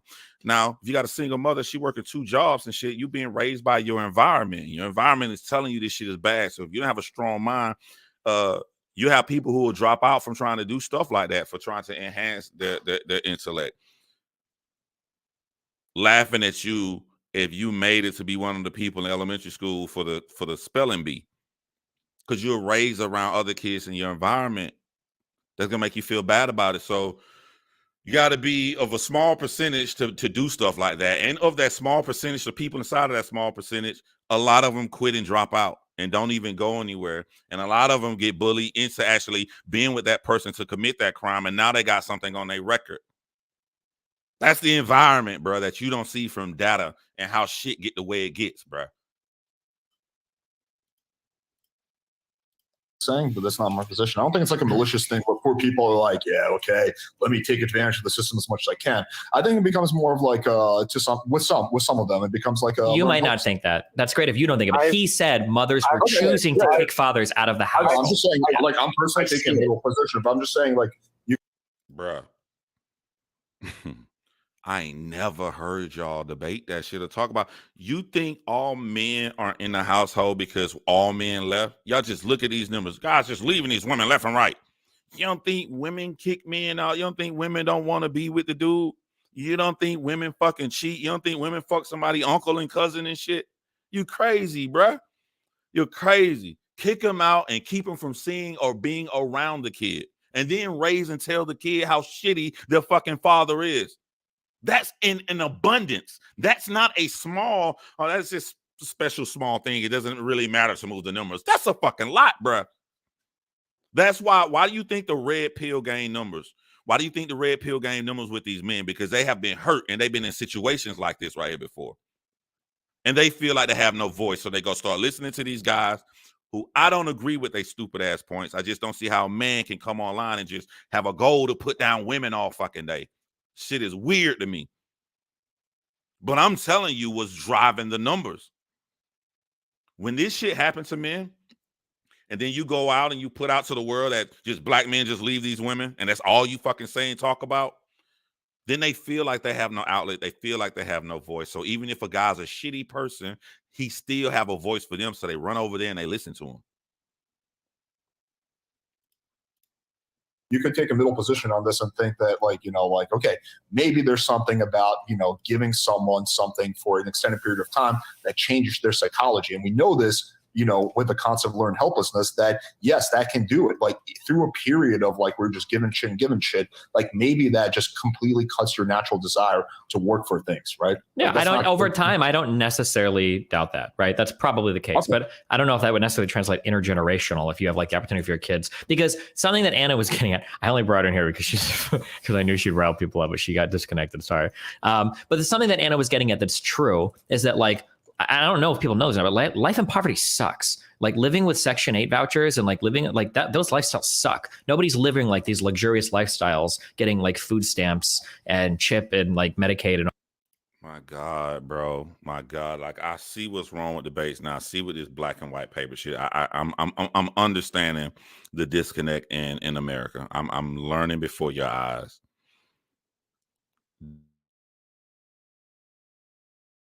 Believe me, my brother, this is the most sincere from somebody. You think that shit is not luxurious, right? But we're talking about somebody being motivated to move themselves out of the position. So in a sense, when these people don't do it at all, when their goal is to get this an abundance of food, these steaks and shit, free from the fucking government, in a way that's luxurious to them. You wonder, like, how the fuck do they have Michael Jordan shoes and shit, them high price shoes in the hood? Because they're getting everything else free. So when they get the little bit of money they got, they do have it to spend on that. So you got nice clothes. You got a subjective, nice looking ass house. You paying about $12 a month rent for. You can't even fit all the fucking food in your refrigerator. where you think that these people are crying and suffering and shit, you're not seeing that a lot of times they don't feel that way. They fucking cool as shit. In Section 8, paying $8 a month and get the new fucking iPhone 14 Pro Max. Big ass phone. How many times you see these selfies out here? That selfie taken beautifully from that Section 8 house in the bathroom, the ass out.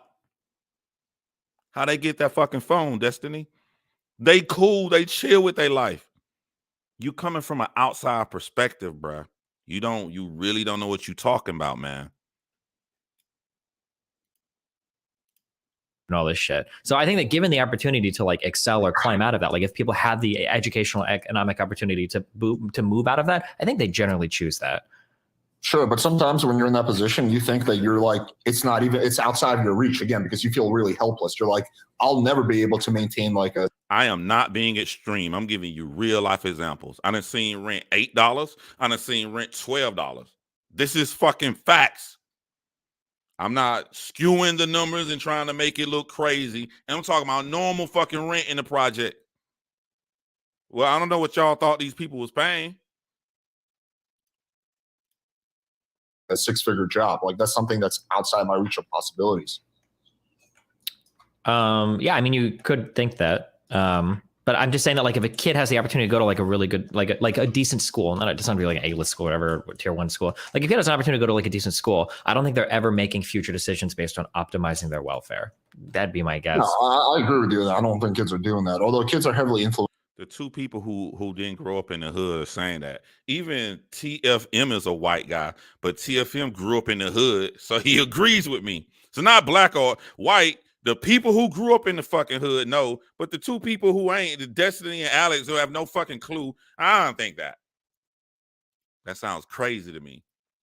Influenced by like their parents and what their parents believe. Sure.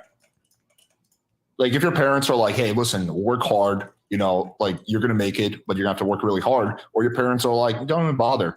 Like you're kind of fucked anyway. Like, there's no point. You're going to have a totally different attitude when you're like 18, 19. Yeah, of course. No. Lead attorney, I feel like you've got things to do with your time. Do you want to? Is there anything you want to say? I feel bad. You're just kind of like sitting here. No, I'm listening. I actually enjoy the conversation. I was trying to figure out what TFM was saying, the disagreement between TFM and yourself. I was kind of leaning more towards you, although what the issue that I had, I thought with TFM is he's saying that, women were kicking the men out of homes to optimize their state benefits. And that's not true, because women are. You can keep the man in the home and still get all the benefits. How the government gonna know if you're not married? Human beings, and women want their cake and they eat it too. It's like I'll talk. Well, I'll make my specific point, and then I'll analogize it to alimony. What women were doing were kicking the men out of the house when the inspectors were coming to do their home visits to see if there was a man in the house. Facts. It's like this is normal shit we grew up in. You know how many times I heard growing up in the hood, like, nah, they coming tomorrow, you gotta leave. And the dude go somewhere, chill with his homeboys, and then she hit his ass up, they gone, he come right back in and stay. This is normal shit. For y'all not to know this, you shouldn't really be speaking on this. This is normal shit in the hood. Right? They would kick him out of the house, tell him to take his shoes, take his toothbrush, take his underwear, so that when the person came in to look to see if a man was in the house, there was no man in the house. And then when the inspector left, the man comes back. I see this all the time with alimony. That's something, yeah, I believe that 100%. That people would dump their husbands for welfare, no, but that people would hide it to scam it, yeah, I could see that happening for sure. Absolutely. Yeah. Women I would agree with that. Women do this all the time with alimony. In most states, alimony ends when the wife gets remarried. So millions of women do it. They just don't remarry. They will have a boyfriend for 20 years. They will be 70 years old with a boyfriend, but they will not get married because they don't. So y'all know my incredible dating stories. I have moved back to Atlanta for the year. I talked to a woman who was perfect for me. Got to talk to her family or whatever, and they said, nah, this dude here seemed like a good guy. You need to tell him the truth. This was on FaceTime. Boom, the FaceTime hangs up. Then she calls me back the next day, and she was like, it's something I got to tell you. She said she married. And so my brain first thinking like, hold on, like you cheating on shit. She's like, no, no, no, no. This motherfucker live way in California, got a girlfriend. It's just that, you know, we haven't gone through a divorce. So my next thought, I'm thinking like, okay, I guess they separated, so they're going through divorce. But she was like, nah, I have to tell you, like, I'm never getting divorced though, because like I want my benefits. She even went so further to fucking tell me on the phone, like, and then all of a sudden, what if I get divorced just to date somebody and me dating the person don't work out, and then now I don't get none of that life insurance or benefit if you die. Fuck that shit. And she said that's like I'm out. I'm out. She straight up told me that. This was in 2022. This is real fucking life example here, man. Yes. I'm like, damn, man. We connected, we gel mentally perfect. I like the conversation like everything, but I'm like, nah, I said I don't want to lie to my kids. I don't want to lie to my parents. I introduce you to them and say you my girlfriend, but like I know when I say this, I introduce you to my son and shit that you be married on paper. Nah, fuck that shit.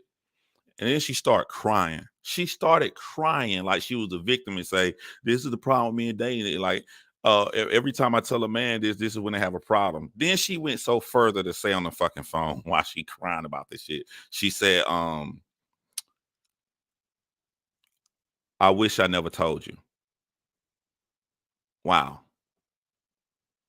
I wish I lied.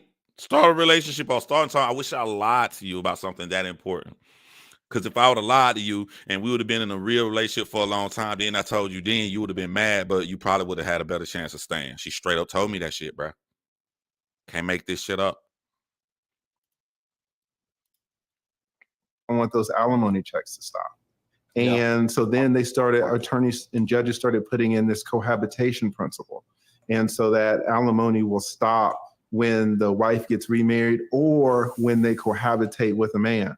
And now you have all these cases where women are trying to hide the fact that their boyfriends were living with them. 2 years ago, I went to the Georgia Supreme Court to argue a case because a woman was trying to hide her boyfriend. And we could prove that she had a boyfriend, and we ended up stopping that alimony. So they're just human beings. They want to optimize their results. They want to have their cake and eat it too. I agree with that. I think people are usually like a lot less malicious and much more like emotional intuitive than people think. Like, you know, like these women aren't like these like kind of like masterminds for like plotting along. They're just kind of going with their.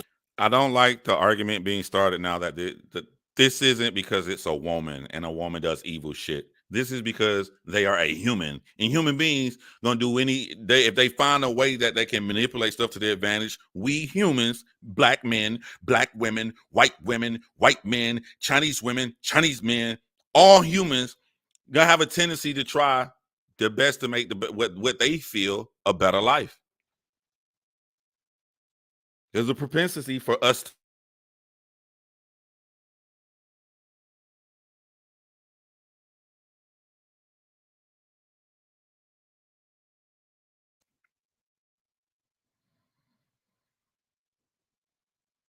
I'm trying to see, yo, why does Wi-Fi keep going in and out? Type of one if you can hear me.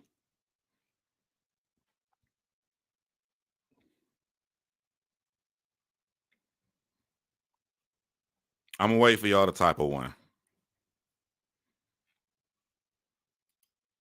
It left, but now I'm showing that it's back and it's strong again. Okay, yeah, we back. I do not want the narrative to be put out there that they're doing this because they're women and something is inherently wrong or evil with women, because that is bullshit. It's just happening because they're humans. That's all. That's what humans do. Feels, and they're like, oh, ooh, I want to. Okay, get out of the house, Bobby. The inspector's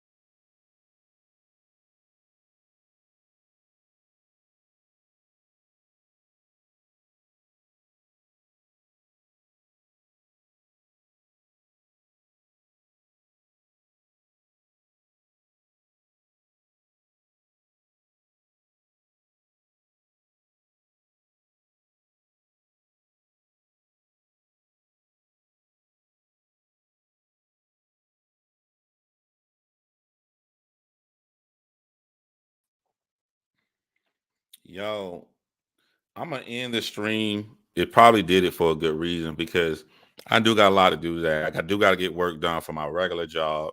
Then I got to go to 40 Bars crib.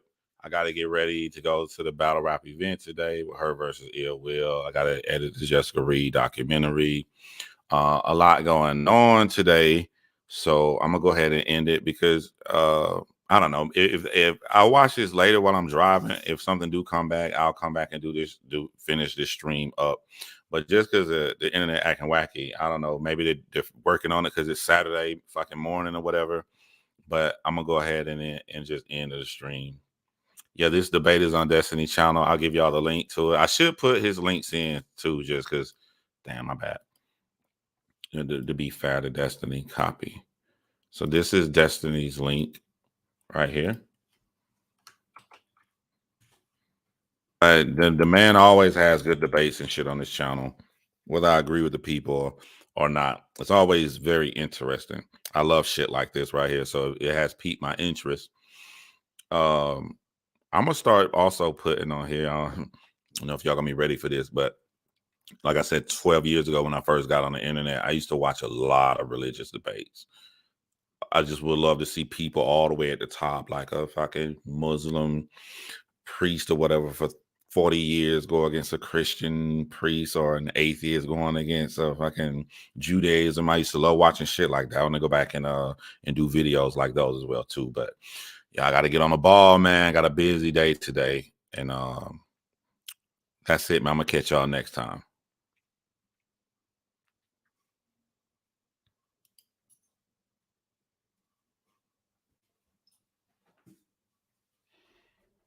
Ain't gotta take my little dogs out, man. You ready to go potty? Hold on, I'm coming.